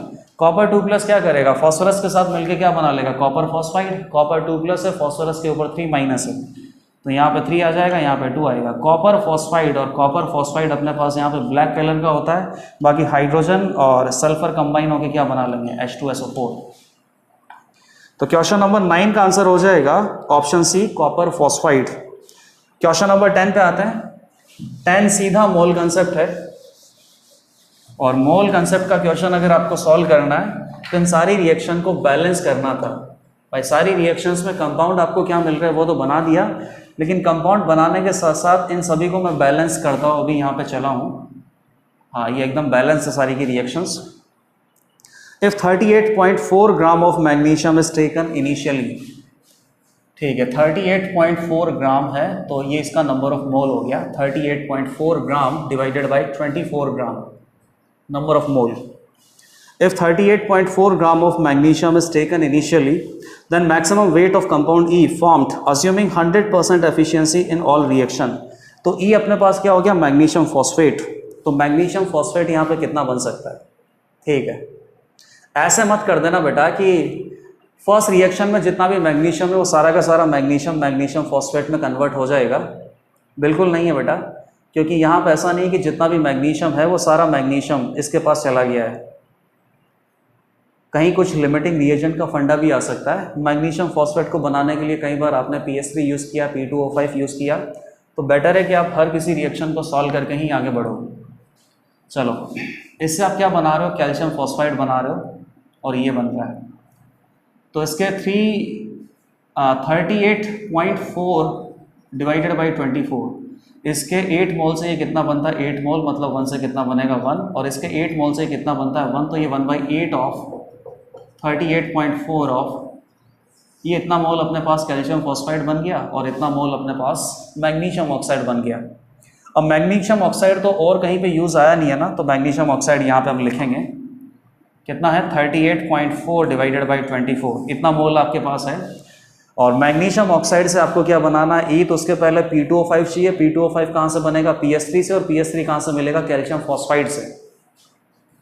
इसके 1/8 मोल है, 1 मोल से कितना बनता है, डबल, तो 1/8 से कितना बनेगा, 1/8 का डबल 1/4, तो 1/4 ऑफ 38.4 डिवाइडेड बाई 24। इसके 2 से कितना बनता है, 1, मतलब कि हाफ बनेगा वापस से, तो 1/4 का हाफ कितना हो जाएगा, 1/8। अब ये P2O5 यहाँ पे लिख देता हूँ मैं, 1/8 इंटू 38.4 डिवाइडेड बाई 24। इसका 1 मोल इसके 1 मोल से रिएक्ट करके ये बनाता है। अब इसके मोल कितने, 38.4 डिवाइडेड बाई 24, और इसके मोल कितने, 1/8 टाइम्स। पक्का है कि ये क्या हो गया, लिमिटिंग रिएजेंट, और लिमिटिंग रिएजेंट जो है उसी से आपको फाइनली कंपाउंड का फॉर्मेशन करना है। तो इसके 1/8 मोल ऑफ 38.4 डिवाइडेड बाई 24, ये टोटल 1/8 पार्ट है टोटल मोल्स का। तो इतने मोल से अपने पास एग्जैक्टली इतना ही मोल मैग्नीशियम फॉस्फेट प्रोड्यूस होगा, तो 1/8 of 38.4 divided by 24 mole of magnesium phosphate. अब ये जो नंबर ऑफ मोल है उसको मैग्नीशियम मेटाफॉस्फेट के मोलर मास से मल्टीप्लाई कर दो, तो टोटल वेट अपने पास आ जाएगा, और ये टोटल वेट आएगा ऑप्शन नंबर बी, 36.4 ग्राम। अब नेक्स्ट क्वेश्चन देखिए, क्वेश्चन नंबर 11 एंड 12, ये दोनों क्वेश्चन कॉम्प्रीहेंशन बेस्ड है, तो सबसे पहले कॉम्प्रीहेंशन हमें पढ़ना पड़ेगा, उसके के बाद क्वेश्चन नंबर 11 और 12 को अटेम्प्ट कर सकते हैं। कॉम्प्रीहेंशन आपको क्या दे रखा है, a sample of 0.4 gram powder containing X nitrate and Y nitrate are dissolved in 50 ml water. तो 0.4 ग्राम टोटल अपने पास सब्सटेंस दे रखा है, और इस सब्सटेंस में X का नाइट्रेट और Y का नाइट्रेट दोनों प्रेजेंट है। ऑलमोस्ट सारे ही नाइट्रेट हैं जो सॉल्युबल होते हैं वाटर में, तो ये तो कोई दिक्कत है नहीं। इन दोनों नाइट्रेट को आप एक्वस सॉल्यूशन में अगर डिजोल्व करोगे तो आपको यहाँ पे X प्लस और नाइट्रेट आयन दोनों कंप्लीटली डिसोशिएट होकर मिलेंगे। दोनों का जो सॉल्यूशन है अपने पास कितना है, सॉल्यूशन नहीं, दोनों सब्सटेंस का वेट कितना है 0.4 ग्राम। अज्यूम कर लेते हैं कि x ग्राम है तो ये कितना होगा 0.4 ग्राम। तो x ग्राम में इसके मोल कितने होंगे, x डिवाइडेड बाई 250 और 0.4 माइनस एक्स ग्राम होगा, सॉरी, इसके मोल कितने होंगे डिवाइडेड बाई 200। x का जो नाइट्रेट है और y का जो नाइट्रेट है दोनों का मॉलिक्यूलर वेट 250 और 200 दोनों दे रखा है। अब वाटर में आपने डिसोल्व किया तो नाइट्रेट तो कंप्लीटली सॉल्युबल होता है। वाटर में डिसोल्व होने के बाद एक मोल से आपको X2 प्लस कितना मिलेगा, एक मोल, और एक मोल से Y2 प्लस कितना मिलेगा, एक मोल ही मिलेगा। नाइट्रेट आयन डबल मिलेगा। नाइट्रेट का तो चलो आगे कोई फर्दर रिएक्शन है नहीं, तो X2 प्लस आपको कितना मिल गया और Y2 प्लस आपको कितना मिला, ये देखो X बाई 250 मोल और ये 0.4 माइनस X बाई 250 मोल। ये कॉम्प्रिहेंशन बहुत ही अच्छा है। इस कॉम्प्रिहेंशन को आप तभी सॉल्व कर पाओगे जब इसको बहुत अच्छे से पढ़ो, क्योंकि इसमें कॉम्प्रिहेंशन में जो प्रोसेस आपको दिखा रखी है ना, उसमें एक जगह आपको कंफ्यूज किया जाएगा। अगर उस पर्टिकुलर प्रोसेस को आपने स्किप कर दिया तो इस क्वेश्चन को आप कितनी भी बार कर लो, क्वेश्चन बहुत इजी है, लेकिन आप कितनी भी बार कर लो इस क्वेश्चन का आंसर करेक्ट नहीं आ सकता अगर आपने प्रोसेस को अच्छे से नहीं पढ़ा। अब आगे क्या करना है, ये जो अपने पास सॉल्यूशन बना रखा है तो इसमें नाइट्रेट आयन प्रेजेंट है X प्लस और Y प्लस, मतलब कि X2 प्लस और Y2 प्लस अपने पास प्रेजेंट है। इस सॉल्यूशन में थोड़ा अमोनिया ऐड करते हैं जिससे कि pH बढ़ जाए, और उसके बाद एक्सिस ऑफ Na2CO4 Na2C2O4 मतलब सोडियम ऑक्सलेट। तो सोडियम ऑक्सलेट से आपको क्या मिलेगा, sodium plus oxalate ion, sodium plus खूब सारा है, ऑक्सलेट आयन खूब सारा है, और ये तो कम्प्लीटली सॉल्युबल होता ही है, स्ट्रॉन्ग इलेक्ट्रोलाइट है, तो Na प्लस और C2O4 2 माइनस की कोई कमी नहीं है। जो ऑक्सलेट आयन है वो X प्लस और X2 प्लस और Y2 प्लस के साथ रिएक्ट करके X का ऑक्सलेट बना लेगा, Y का ऑक्सलेट बना लेगा, और X ऑक्सलेट और Y ऑक्सलेट दोनों यहाँ पे एज अ प्रेसिपिटेट सिस्टम में प्रेजेंट होंगे, ऐसा इसी ने बोला हुआ है। तो X2 प्लस और Y2 प्लस से कितना ऑक्सलेट आपको मिल जाएगा, कितना प्रेसिपिटेट, ऑक्सलेट आयन होता है C2O4 2 माइनस C2O4 2 माइनस, तो X C2O4 और Y C2O4 सॉलिड सॉलिड। 1 से कितना मिलता है बेटा 1, तो जितना मोल है उतना ही मिलेगा बेटा, X बाई 250 मोल और ये 0.4 minus X by 200 mole. X और Y ऑक्सलेट आपको मिल गए। अब क्या करना है, the precipitate is filtered off washed with 1 litre of water and transferred to a beaker. अब यहाँ पे जितना भी प्रेसिपिटेट बना है और इसके अंदर जितने भी आयंस और प्रेजेंट है, और क्या क्या आयन प्रेजेंट है, यहाँ से Na प्लस आएगा, यहाँ से नाइट्रेट आएगा, और Na प्लस और नाइट्रेट आयन दोनों मिलके क्या बनाएंगे, sodium nitrate. Sodium nitrate is again soluble in water, तो Na प्लस और NO3 माइनस के रूप में एग्जिस्ट करेगा, कंप्लीटली सॉल्युबल होगा। तो जैसे ही आप क्या करोगे कि ये जो अपने पास फाइनल सॉल्यूशन है इसको आप फिल्टर करोगे, तो फिल्टर में अपने पास रेजिड्यू कौन बचेगा, रेजिड्यू अपने पास कौन होगा, XC2O4 और YC2O4, और बाकी बाहर कौन चला जाएगा, Na प्लस चला जाएगा, NO3 माइनस चला जाएगा, और तो बस ये दोनों तो चले गए, और क्या चला गया इसके साथ, वाटर। तो ये जो रेजिड्यू अपने पास बचा है, अब आप इस रेजिड्यू का क्या करते हो, residue is transfer to another beaker containing 50 ml water. The solution is acidified to solubilize the precipitate. इसमें पानी मिलाते हैं, पानी मिलाने के बाद फिर एसिड मिलाते हैं, एसिड मिलाने से क्या होगा कि ये प्रेसिपिटेट पानी में कम्प्लीटली सॉल्युबल हो जाएगा। तो पानी में कम्प्लीटली सॉल्युबल हो जाएगा तो आपको बेसिकली क्या है कि यहाँ पे जितना भी ऑक्सलेट आयन अपने पास है, यहाँ से और यहाँ से, वो कम्प्लीटली आपको इस सॉल्यूशन में मिलेगा। और इस ऑक्सलेट आयन का फिर क्या करते हैं, this oxalate ion is now precipitated with 0.08 molar KMnO4. A total of 8 ml of oxidizing agent was required to reach end point. यहाँ से जितना भी ऑक्सलेट आयन है और X2 प्लस और Y2 प्लस भी अपने पास प्रेजेंट है, इसको एसिडिफाई करने के बाद यह सॉल्यूशन सॉल्युबल हो चुका है, तो यहाँ पे कोई प्रेसिपिटेट नहीं होगा, यहाँ पे X2 प्लस एक्वस होगा, Y2 प्लस एक्वस होगा और ऑक्सलेट आयन होगा। इसके रिएक्शन अगर आपने KMnO4 से करवाया तो KMnO4 में क्या है, MnO4 minus which is a very good oxidising agent, ये इसको ऑक्सीडाइज करेगा। एसिडिक मीडियम है तो खुद तो रिड्यूस होकर कहाँ चला जाएगा, Mn2 प्लस में, और ऑक्सलेट आयन को ऑक्सीडाइज कर देगा। तो ऑक्सलेट आयन क्या होता है, C2O4 2 माइनस, कार्बन की ऑक्सीडेशन स्टेट होती है +3 से कहाँ चला जाएगा +4 में, तो CO2 गैस तक आप इसे ऑक्सीडाइज करवा दोगे। क्या MnO4 माइनस परमैंगनेट आयन है ना बेटा, क्या MnO4 माइनस यहाँ पर X2 प्लस और Y2 प्लस को भी ऑक्सीडाइज कर सकता है क्या? तो कर सकता होगा, लेकिन मुझे नहीं पता। और इनफैक्ट इस क्वेश्चन में आपको कुछ दे ही नहीं रखा है। तो परमैंगनेट आयन से केवल ऑक्सीलेट आयन को ऑक्सीडाइज करवाना है और X2+ को या Y2+ को ऑक्सीडाइज करवा के X3+ बनाओगे, Y3+ बनाओगे, X4+ बनाओगे, Y4+ बनाओगे, ऐसा कुछ नहीं दे रखा है। इसका मतलब है कि आपको इसको फर्दर ऑक्सीडाइज करवाना ही नहीं है, केवल ऑक्सीलेट को ऑक्सीडाइज करवाना है। तो जितना भी ऑक्सीलेट यहाँ पे प्रेजेंट है उसके रेस्पेक्ट में कुछ KMnO4 का अमाउंट आपको रिक्वायर्ड है। तो क्या करना है, KMnO4 के अमाउंट से आपको क्या निकालना पड़ेगा, ऑक्सीलेट का अमाउंट, और ऑक्सीलेट के अमाउंट से आपको क्या निकालना पड़ेगा कि X2+ और Y2+ कितना था। X2+ और Y2+ से क्या निकालना पड़ेगा कि नाइट्रेट यहाँ पे कितना था, और इस नाइट्रेट के सब्सटेंस में अगर आपको X नाइट्रेट और Y नाइट्रेट दोनों का ग्राम पता चल जाए तो यही आपसे क्वेश्चन नंबर 11 और 12 में पूछा है। अब यहाँ पे सबसे इंपॉर्टेंट प्रोसेस कौन सा होगा वो आप देखना। देखिए X2+ और C2O4 2- ये जब दोनों कंबाइन होंगे तो एक प्रेसिपिटेट बनेगा। लेकिन अगर प्रेसिपिटेट के बारे में आप देखो तो ध्यान से देखना, यहाँ पे जितना भी प्रेसिपिटेट बना है वो सारा का सारा फिल्टर होके बाहर नहीं जा सकता। उसका रीज़न मैं बता देता हूँ। ये जो प्रेसिपिटेट है यहाँ पे ये क्या होगा, स्पेरिंगली सॉल्युबल सॉल्ट। तो लेट अस है कि मान लीजिए कि इसका 1 मोल बना, तो 1 मोल में से ये मान सकते हो कि 0.0000001 मोल तो यहाँ पे सॉल्युबल होगा ना, सॉल्युबिलिटी तो आती है। और वो जो 0.00001 मोल यहाँ पे सॉल्युबल होगा वो भी तो पानी में फिर फिल्टर होके बाहर निकल जाएगा। तो 1 मोल से यहाँ पर अगर फाइनली रेजिड्यू में आप जो ऑक्सीलेट है वो पता करोगे तो कितना आएगा, 0.999999 मोल रेजिड्यू यहाँ पे प्रेजेंट हो सकता है। तो अगर आपने 0.999999 मोल लेके ऑक्सीलेट को लेके अगर इस क्वेश्चन को फर्दर सॉल्व किया तो आपका आंसर सही आ सकता है। लेकिन अगर आपने सारा सोच लिया कि यहाँ से जितना भी ऑक्सीलेट आपको मिला है वो सारा का सारा ऑक्सीलेट यहाँ पर रेजिड्यू में चला गया, अगर आप ऐसे सॉल्व करोगे तो आंसर क्या आ जाएगा, गलत। आप सॉल्व कर लेते हैं इस क्वेश्चन को फाइनली। बताइए, इन दोनों का अमाउंट आपको पता है और यहाँ से इधर क्या जाएगा, ये ऑलरेडी बना ही रखा है। इधर क्या जाएगा बेटा, Na+NO3- वाटर, और क्या जाएगा, कुछ ऑक्सीलेट भी जाएगा यहाँ पे। तो कितना ऑक्सीलेट जाएगा वो निकाल लेते हैं। उसके अलावा सारा का सारा ऑक्सीलेट अपने पास X और Y के ऑक्सीलेट में प्रेजेंट होगा। फिलहाल ये कितना बन गया, X/250 और 0.4 - X/200। तो यहाँ पे जो ये वाला ऑक्सीलेट है और ये वाला जो ऑक्सीलेट है वो कितना प्रेजेंट है, X/250। ये तो कंप्लीटली सॉल्युबल हो जाएगा।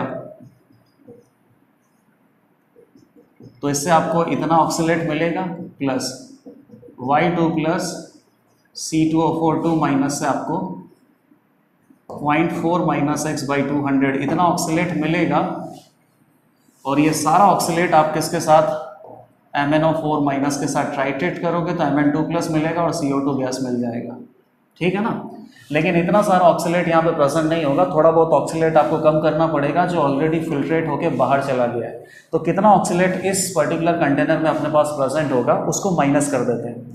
तो बताइए कितना ऑक्सीलेट बनेगा, इनके चाहे मोल कितने भी हों लेकिन कोई पर्टिकुलर अमाउंट ही यहाँ पे वाटर में सॉल्युबल होगा, उसको क्या बोलते हैं, सॉल्युबिलिटी S मोल पर लीटर। तो इसकी सॉल्युबिलिटी अपने पास क्या है, X2+ aqueous plus C2O4 2- aqueous, और ये क्या है, YC2O4 सॉलिड। इससे क्या बनेगा, Y2+ aqueous plus C2O4 2- aqueous, ठीक है। अब देखना इसकी सॉल्युबिलिटी प्रोडक्ट आपको क्या दे रखा है, 9 × 10⁻⁻8 और इसका दे रखा है 4 × 10⁻18।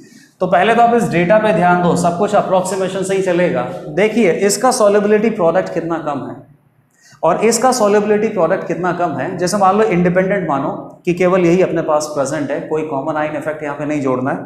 तो यहाँ से इसका सॉल्युबिलिटी प्रोडक्ट कितना आएगा, S × S। लेट अस से कि S मोल पर लीटर सॉल्युबल है तो Y2+ और C2O4 2- कितना बनेगा, S मोल पर लीटर, S मोल पर litre, S⁻1 × S⁻1 that is equal to KSP which is what 4 × 10⁻18। तो S² से क्या आ जाएगा, S कितना आएगा, 2 × 10⁻9।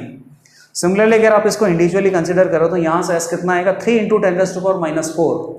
तो 10⁻4 और 10⁻9, 10⁻9 तो बिल्कुल ही कम है बेटा। तो यहाँ से जो सॉल्युबिलिटी आएगी वो बहुत ही ज़्यादा आएगी इसके कंपैरिजन में, तो ये तो बेटा सॉल्युबल ही नहीं होगा।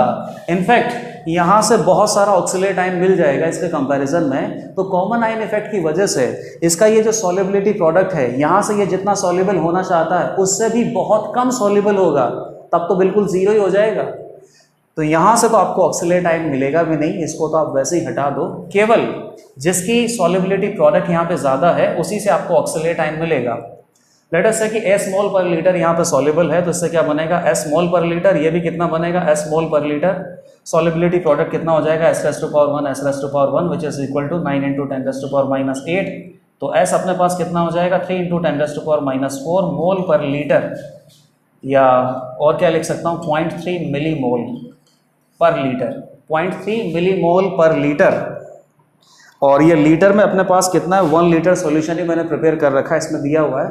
तो 1 लीटर में जो C2O4 है वो 0.3 मिलीमोल सॉल्युबल हो गया। सॉल्युबल हो गया तो फिल्टर होके नीचे चला जाएगा, और फिल्टर के ऊपर जो रेजिड्यू बचेगा वो रेजिड्यू अपने पास क्या होगा सॉल्ट PPT।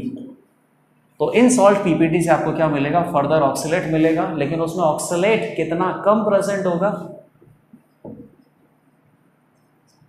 तो ये अपने पास फाइनल ऑक्सीलेट आयन प्रेजेंट है पूरे सॉल्यूशन में। जो फाइनली सॉल्यूशन प्रिपेयर किया है ना KMnO4 के साथ एसिडिक मीडियम में, उसमें केवल इतना ही ऑक्सीलेट है। तो अब ये सब हटा देते हैं। अच्छा वो तो रखना पड़ेगा ना, x ग्राम आपने x का नाइट्रेट लिया था, तो 0.4x माइनस x ग्राम y का नाइट्रेट था, ये हटा देता है। ऑक्सीलेट आपको पता चल गया जो कि एसिडिफाइड सॉल्यूशन में अपने पास प्रेजेंट है, और KMnO4 अपने पास प्रेजेंट है। दोनों एक दूसरे को कंप्लीटली टाइट्रेट करते हैं। KMnO4 की रिक्वायरमेंट है 8 ml, और उसका मोलैरिटी दे रखा है 0.08 मोलर और 8 ml, तो ये हो गया millimole. Millimole multiplied by n factor that is equal to milli equivalent. Milli equivalent of MnO4 minus is equal to milli equivalent of C2O4 2 minus. दोनों के मिली इक्विवेलेंट इक्वल होंगे क्योंकि दोनों एक दूसरे को कंप्लीटली टाइट्रेट कर रहे हैं। तो मिली इक्विवेलेंट कितने होते हैं millimole multiplied by n factor. MnO4 minus Mn2 plus जाएगा, n फैक्टर कितना आएगा 5, तो एक तो हो गया 0.08 × 8 × 5, ये तो हो गया milliequivalent that is equal to C2O4 2 minus से क्या बना रहे हैं CO2। तो कार्बन +3 पे प्रेजेंट है, +4 में जा रहा है, 1 इलेक्ट्रॉन लॉस, लेकिन इसके अंदर 2 कार्बन है तो 2 इलेक्ट्रॉन लॉस। इसका n फैक्टर आ जाएगा 2, और ऑक्सीलेट आयन के मिली मोल अपने पास कितना है x/250 + 0.4 minus x/250 sorry 200 minus 0.3 millimole. ये टोटल ऑक्सीलेट आयन के मिलीमोल प्रेजेंट है, जिसको 2 से मल्टीप्लाई कर दिया तो मिली इक्विवेलेंट हो जाएंगे। अब सॉल्व कर लो, ये कितना हो गया 40 और ये 32 हो गया बेटा, तो 3.2 हो गया, तो 1.6 हो जाएगा। 1.6 is equal to x/250 plus 0.4 minus x/250 sorry 200 minus 0.3, तो इधर जाएगा तो कितना हो जाएगा 0.3 मिलीमोल है ना ये, यस 0.3 मिलीमोल, और ये मोल में है बेटा, क्योंकि x ग्राम था, ग्राम में मोलर मास का डिवाइड करोगे तो मोल में होगा, और ये मिलीमोल में। तो सबसे पहले तो इसको मिलीमोल में कन्वर्ट करने के लिए 1000 से मल्टीप्लाई करो, हाँ तब जाके सही होगा। तो कितना हो गया बेटा 4, और ये कितना हो गया 5, तो 5x इंटू सॉरी 4x, और 5 से मल्टीप्लाई करोगे तो 5 into 0.4 2.0 minus 5x minus 0.23 0.3 is equal to 1.6 minus x, ये कितना हो गया 1.7, तो कितना हो जाएगा -0.1 is equal to x, x is equal to 0.1। तो 0.1 ग्राम अपने पास क्या हो गया x का नाइट्रेट, तो 0.4 माइनस 0.1 0.3 ग्राम अपने पास क्या हो जाएगा y का नाइट्रेट। तो क्वेश्चन 11 में आप देखो कि करेक्ट स्टेटमेंट क्या दे रखे हैं, millimole of x nitrate was taken as 0.4। Correct statement आपको देखना है, millimole of x nitrate was taken as 0.4। तो मिलीमोल तो पता नहीं बेटा, वो तो वापस निकालना पड़ेगा। ग्राम तो आपको पता चल गए, क्योंकि शुरुआत में आपने जो x का नाइट्रेट है उसके x ग्राम ही अज्यूम किया था, तो y के नाइट्रेट के कितने ग्राम हो गए थे 0.4 माइनस एक्स, तो x की वैल्यू आ गई, मतलब कि ग्राम में सब्सटेंस का वेट तो आ चुका है।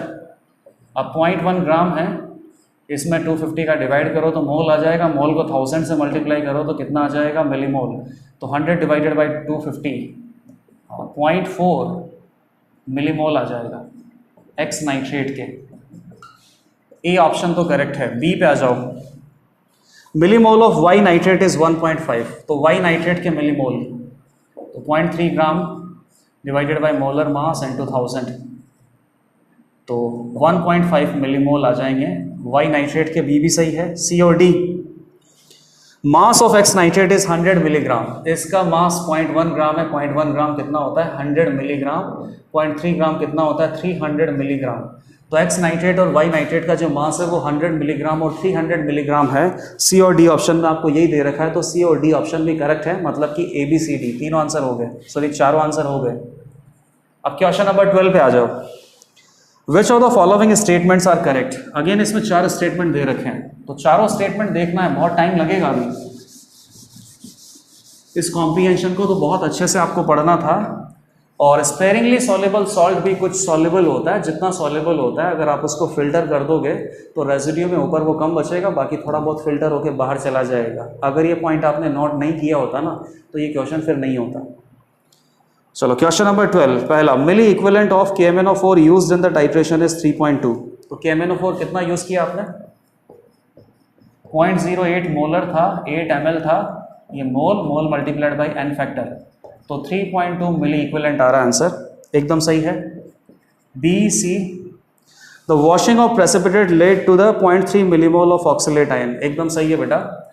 3 × 10⁻⁴ मोल ऑक्सलेट आयन वॉश करने के बाद सॉल्यूशन में बाहर निकल गए थे, रेजिड्यू में नहीं बचे, सॉल्यूशन में चले गए, तो 0.3 × 10⁻⁴ 10⁻³ से मल्टीप्लाई कर दोगे तो मिली हो जाएगा, तो 3 × 10⁻⁻1 मिलीमोल कितना हो जाएगा 0.3 मिलीमोल। इतने ऑक्सलेट आयन वॉश करने से बाहर चले गए। Option 3, had titration been carried out in a strong alkaline medium of KMnO4 consumed would be 50 ml, तो अगर मान लीजिए कि इस टाइट्रेशन को आपने अल्कलाइन मीडियम में करते हैं, स्ट्रॉन्ग अल्कलाइन मीडियम में, तो स्ट्रॉन्ग अल्कलाइन मीडियम में क्या होता है MnO4 माइनस सामने वाले को ऑक्सीडाइज करके खुद रिड्यूस होकर +6 में जाता, तो +6 में जाता, तो बेटा यहाँ पे इसका जो n फैक्टर है वो कितना आता बेटा 1। यूजुअली अभी n फैक्टर एसिडिक मीडियम में कितना आया था 5, तो वहाँ पे 5 के फैक्टर का मल्टीप्लाई होता है मिलीमोल में, तो मिली इक्विवेलेंट आता है। यहाँ पे कितने फैक्टर का मल्टीप्लाई होता है 1, तो यहाँ पे 1 अगर फैक्टर का मल्टीप्लाई होता तो बेसिकली KMnO4 का अमाउंट फिर ज़्यादा यूज़ करना पड़ता, क्योंकि ऑक्सीलेट तो अपने पास फिक्स है और उसी ऑक्सीलेट को टाइट्रेट करना है, तो उसी ऑक्सीलेट को टाइट्रेट करने के लिए अगर ये इतना चाहिए जिसमें n फैक्टर 5 आता है, तो n फैक्टर अगर 1 आएगा तो फिर यहाँ पे KMnO4 का जो मोल है वो बेसिकली ज़्यादा लगेगा, और ज़्यादा लगेगा, कितना ज़्यादा लगेगा 5 टाइम्स ज़्यादा लगेगा। जैसे कि वहाँ पे आपको कितना चाहिए था, और इतना ही अगर आपको यहाँ पे चाहिए, तो मोलैरिटी अपने पास सेम है, वॉल्यूम आपको ज़्यादा लगेगा और n फैक्टर कितना है 1, यहाँ पे इतने इक्विवेलेंट लगेंगे, वहाँ पे उतने इक्विवेलेंट लग रहे हैं, दोनों जगह इक्विवेलेंट तो सेम ही लगने चाहिए, क्योंकि उसी ऑक्सीलेट आयन को हम यहाँ पे टाइट्रेट कर रहे हैं, तो वहाँ पे n फैक्टर ज़्यादा है, तो वहाँ पे जो मिलीमोल है उसकी रिक्वायरमेंट कम है, और यहाँ पे n फैक्टर कम है, तो यहाँ पे मिलीमोल की रिक्वायरमेंट क्या होगी ज़्यादा। तो बताइए यहाँ पे कितना मिलीमोल रिक्वायर्ड होगा या कितना वॉल्यूम रिक्वायर्ड होगा 3.2, और ये कितना हो जाएगा 0.08 × VmL, तो ये कितना हो जाएगा 40 ml आंसर आ जाएगा बेटा। वो तो वैसे भी दिख रहा है, वहाँ पे n फैक्टर 5 है, यहाँ पे n फैक्टर 1 है, तो यहाँ पे मिलीमोल 5 टाइम्स ज़्यादा रिक्वायर्ड होंगे, तो 5 टाइम्स ज़्यादा रिक्वायर्ड होंगे, वहाँ पर वॉल्यूम रिक्वायर्ड था 8 ml, तो यहाँ पे 5 टाइम्स ज़्यादा सॉल्यूशन लगेगा, तो 8 × 5 40 ml सॉल्यूशन लगेगा। इन्होंने क्या दे रखा है 50 ml सॉल्यूशन लगेगा, गलत है।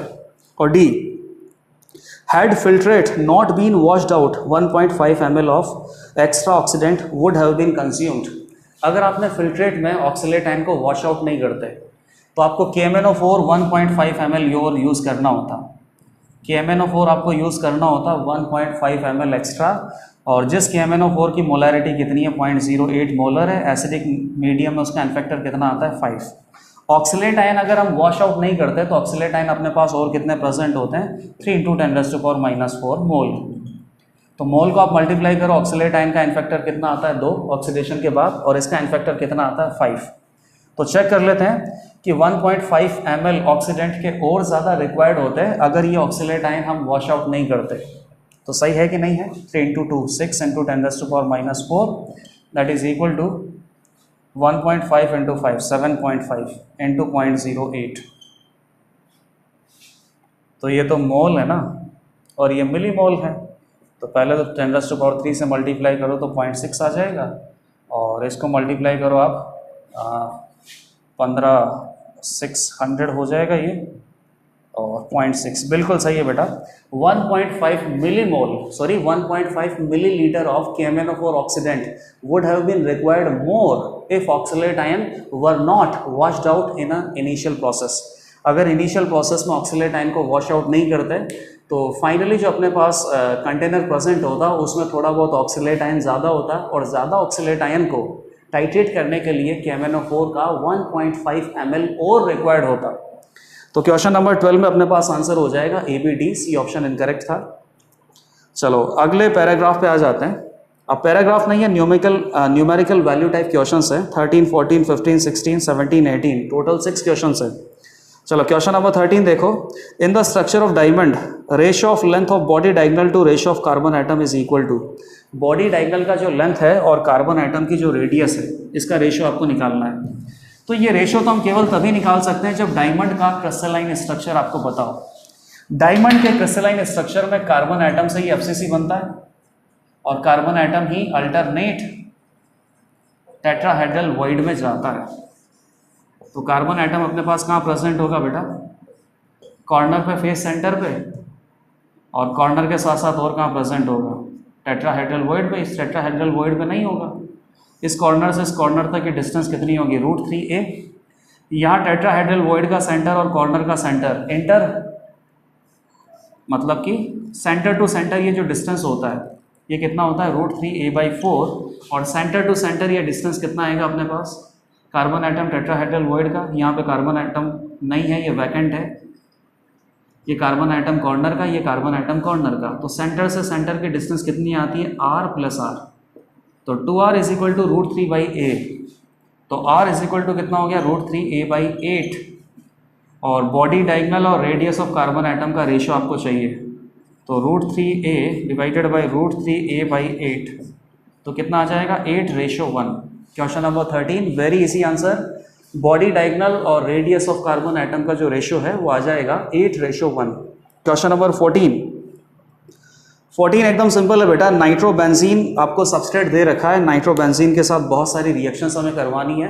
रिएक्शंस करवाने के बाद जो फाइनल प्रोडक्ट आपको मिलेगा उस फाइनल प्रोडक्ट में नाइट्रोजन का वेट परसेंटेज बताना है। तो वेट परसेंटेज निकालना तो आपने मोल कंसेप्ट में सीखा है। जैसे मान लो कि सोडियम हाइड्रोक्साइड है NaOH, इसमें सोडियम का वेट परसेंटेज कितना होगा? सोडियम का weight divided by total weight multiplied by 100। Sodium का वेट कितना है? 23। टोटल वेट कितना है? 23 + 1 + 16 मल्टीप्लाइड बाय 100। तो इस तरीके से किसी भी कंपाउंड में किसी भी एटम का वेट परसेंटेज आप बता सकते हो। लेकिन नाइट्रोजन का वेट परसेंटेज बताने से पहले रिएक्शन में फाइनल प्रोडक्ट तो आप बनाओ। क्वेश्चन नंबर 14 सबसे पहले तो नाइट्रोबेंजीन है। अब इसमें रिएजेंट में नहीं लिख रहा हूँ, डायरेक्ट रिएक्शन करवाता जाता हूँ। सबसे पहला रिएजेंट है अपने पास Sn + HCl, मेटल + HCl। तो मेटल क्लोराइड बनेगा, जो नेसेंट हाइड्रोजन एटम है वो इसको रिड्यूस करके NH2 बना देगा, एनालीन। CH3COCl। तो बेटा एनालीन में नाइट्रोजन न्यूक्लियोफाइल है और एसिड डेरिवेटिव से रिएक्शन करवाओगे। एसिड डेरिवेटिव में क्या होता है? Leaving group. न्यूक्लियोफाइल अटैक करेगा, पाई बॉन्ड ब्रेक होगा, पाई बॉन्ड फॉर्म होगा, लिविंग ग्रुप लीव करेगा, SN2TH।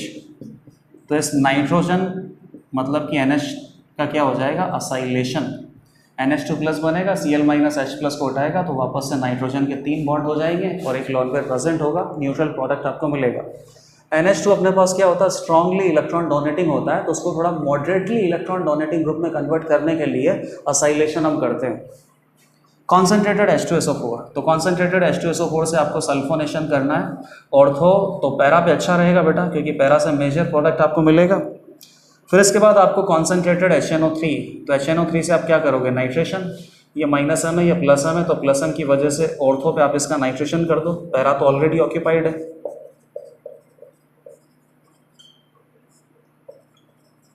मोनो सब्स्टिट्यूशन ही होगा, ट्राई सब्स्टिट्यूशन तो कहाँ होता है बेटा, NH2 और OH के केस में ही ट्राई सब्स्टिट्यूशन होता है, जहाँ पर स्ट्रांगली एक्टिवेटिंग ग्रुप प्रेजेंट हो।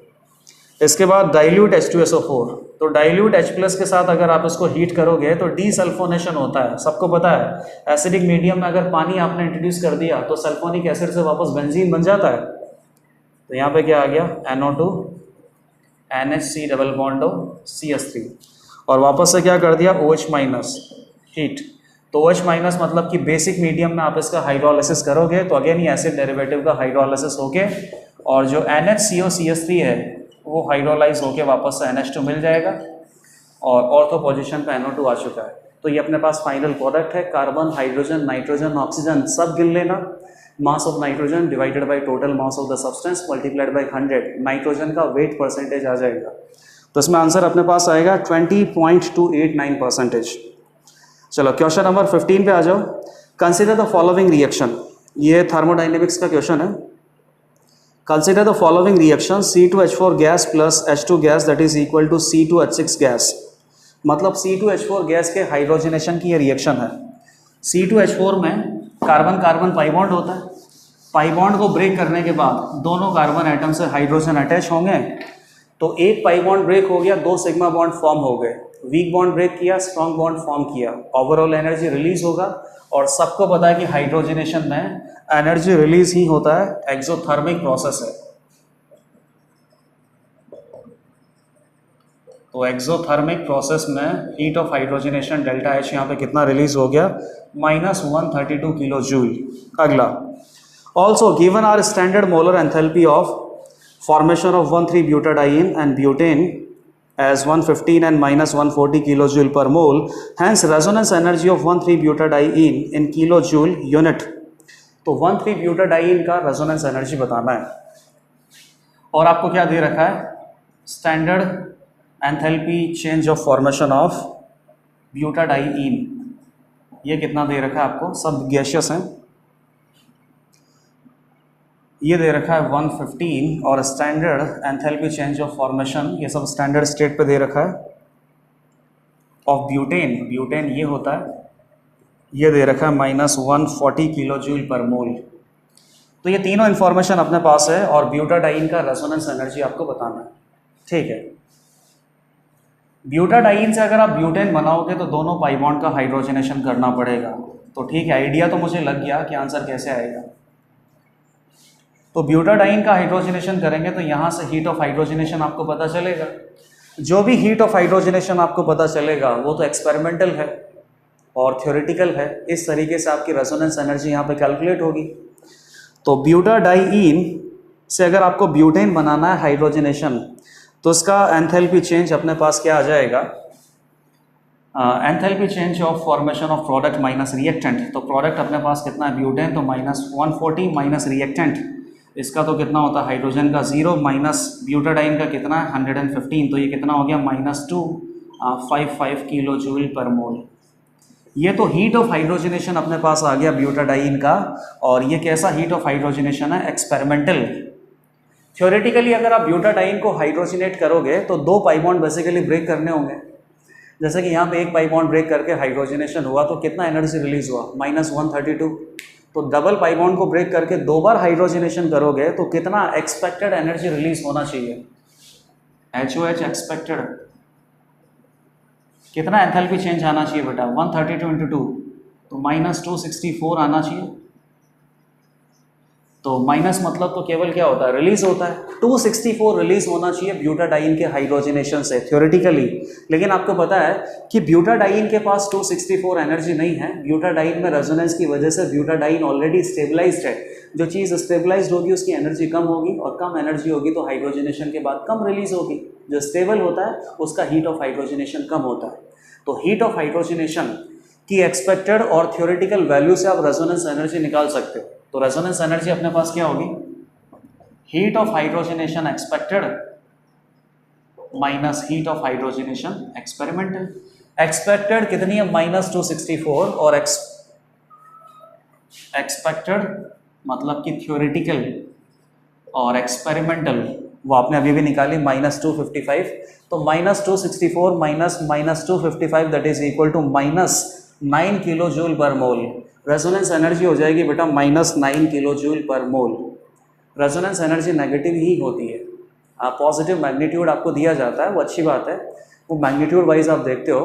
रेजोनेंस से बेसिकली क्या होता है, मॉलिक्यूल स्टेबलाइज होता है, तो मॉलिक्यूल स्टेबलाइज हो गया मतलब मॉलिक्यूल की एनर्जी क्या हो गई, कम। तो कम हो गई तो एनर्जी कहाँ गई, ये energy as a resonance energy environment में रिलीज हो गई।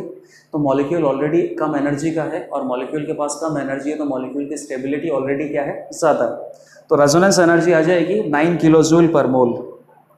Question number 16, if average oxidation state of sulfur atom in the given compounds are P, Q, R, S, T respectively, then P plus Q plus R plus S plus T will be।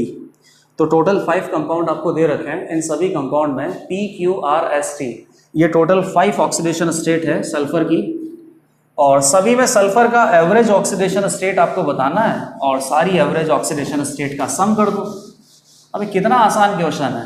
Redox reaction and equivalent concept में किसी भी compound में कोई particular item का oxidation state निकालना आपको आता है।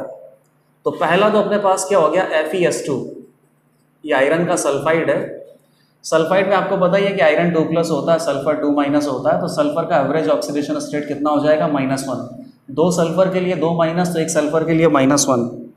K2S2O3, तो S2O3 2-, बाकी तो 2K+ है। -6 और -2 तो +4 हो गया, 2 सल्फर के लिए +4, 1 सल्फर के लिए +2। Na2S2O4, तो SO4 2- है, बाकी 2Na+ है।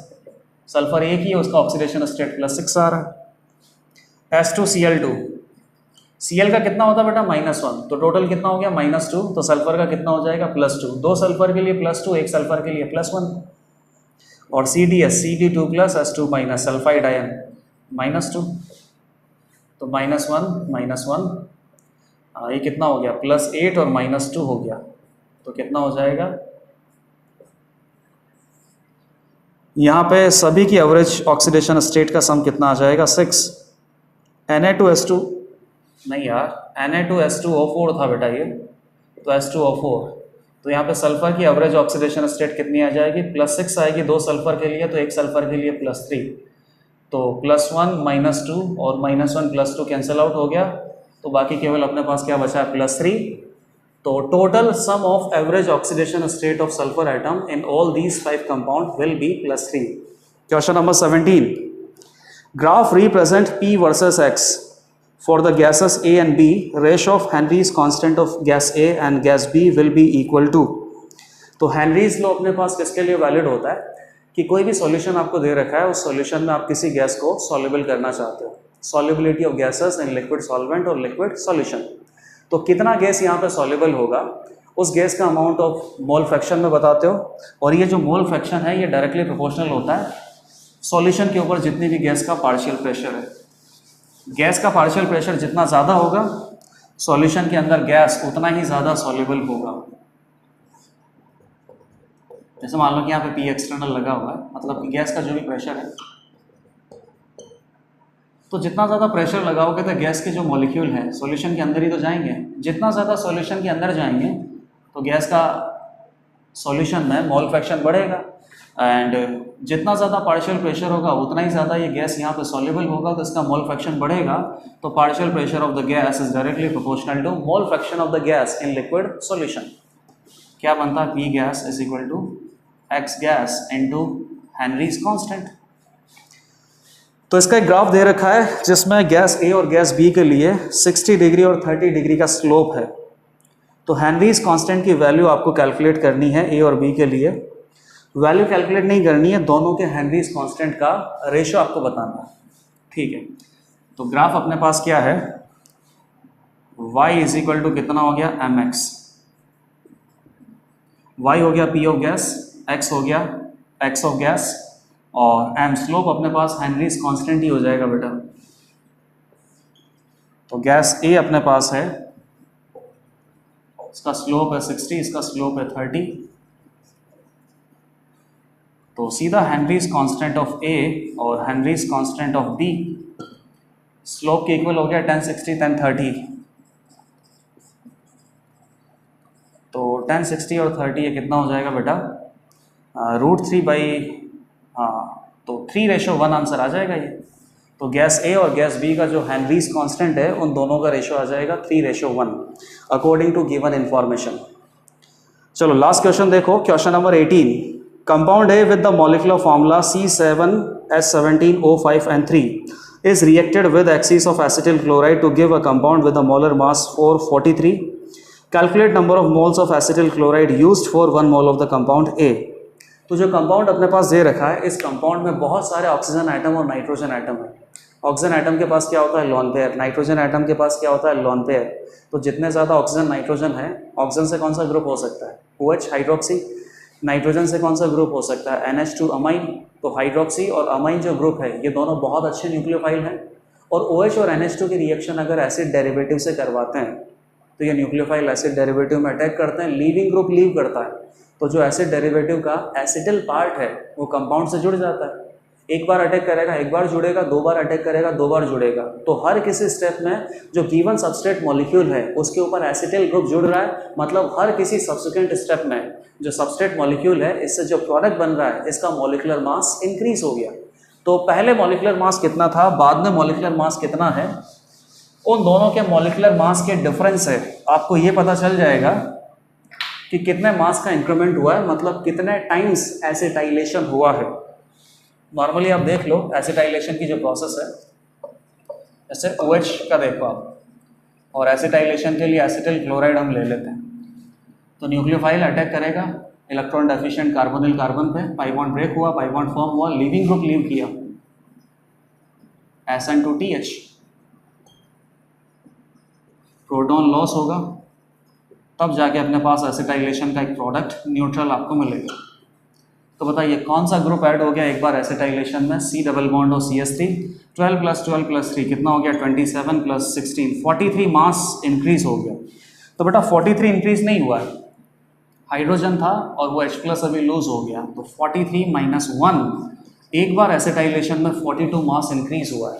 तो टोटल यहाँ पे कितना मास इंक्रीज हुआ है उसमें 42 का डिवाइड कर लेना, तो नंबर ऑफ एसिटाइलेशन प्रोसेस आपको पता चल जाएगी। और जितनी भी एसिटाइलेशन प्रोसेस होगी उतना ही एसिटिल क्लोराइड के मोल आपने यूज़ किए होंगे, क्योंकि एसिटिल क्लोराइड आप यूज़ करोगे तभी तो एसिटाइलेशन होगा। इनिशियली मॉलिक्यूलर मास अपने पास कितना है वो निकालना पड़ेगा बेटा,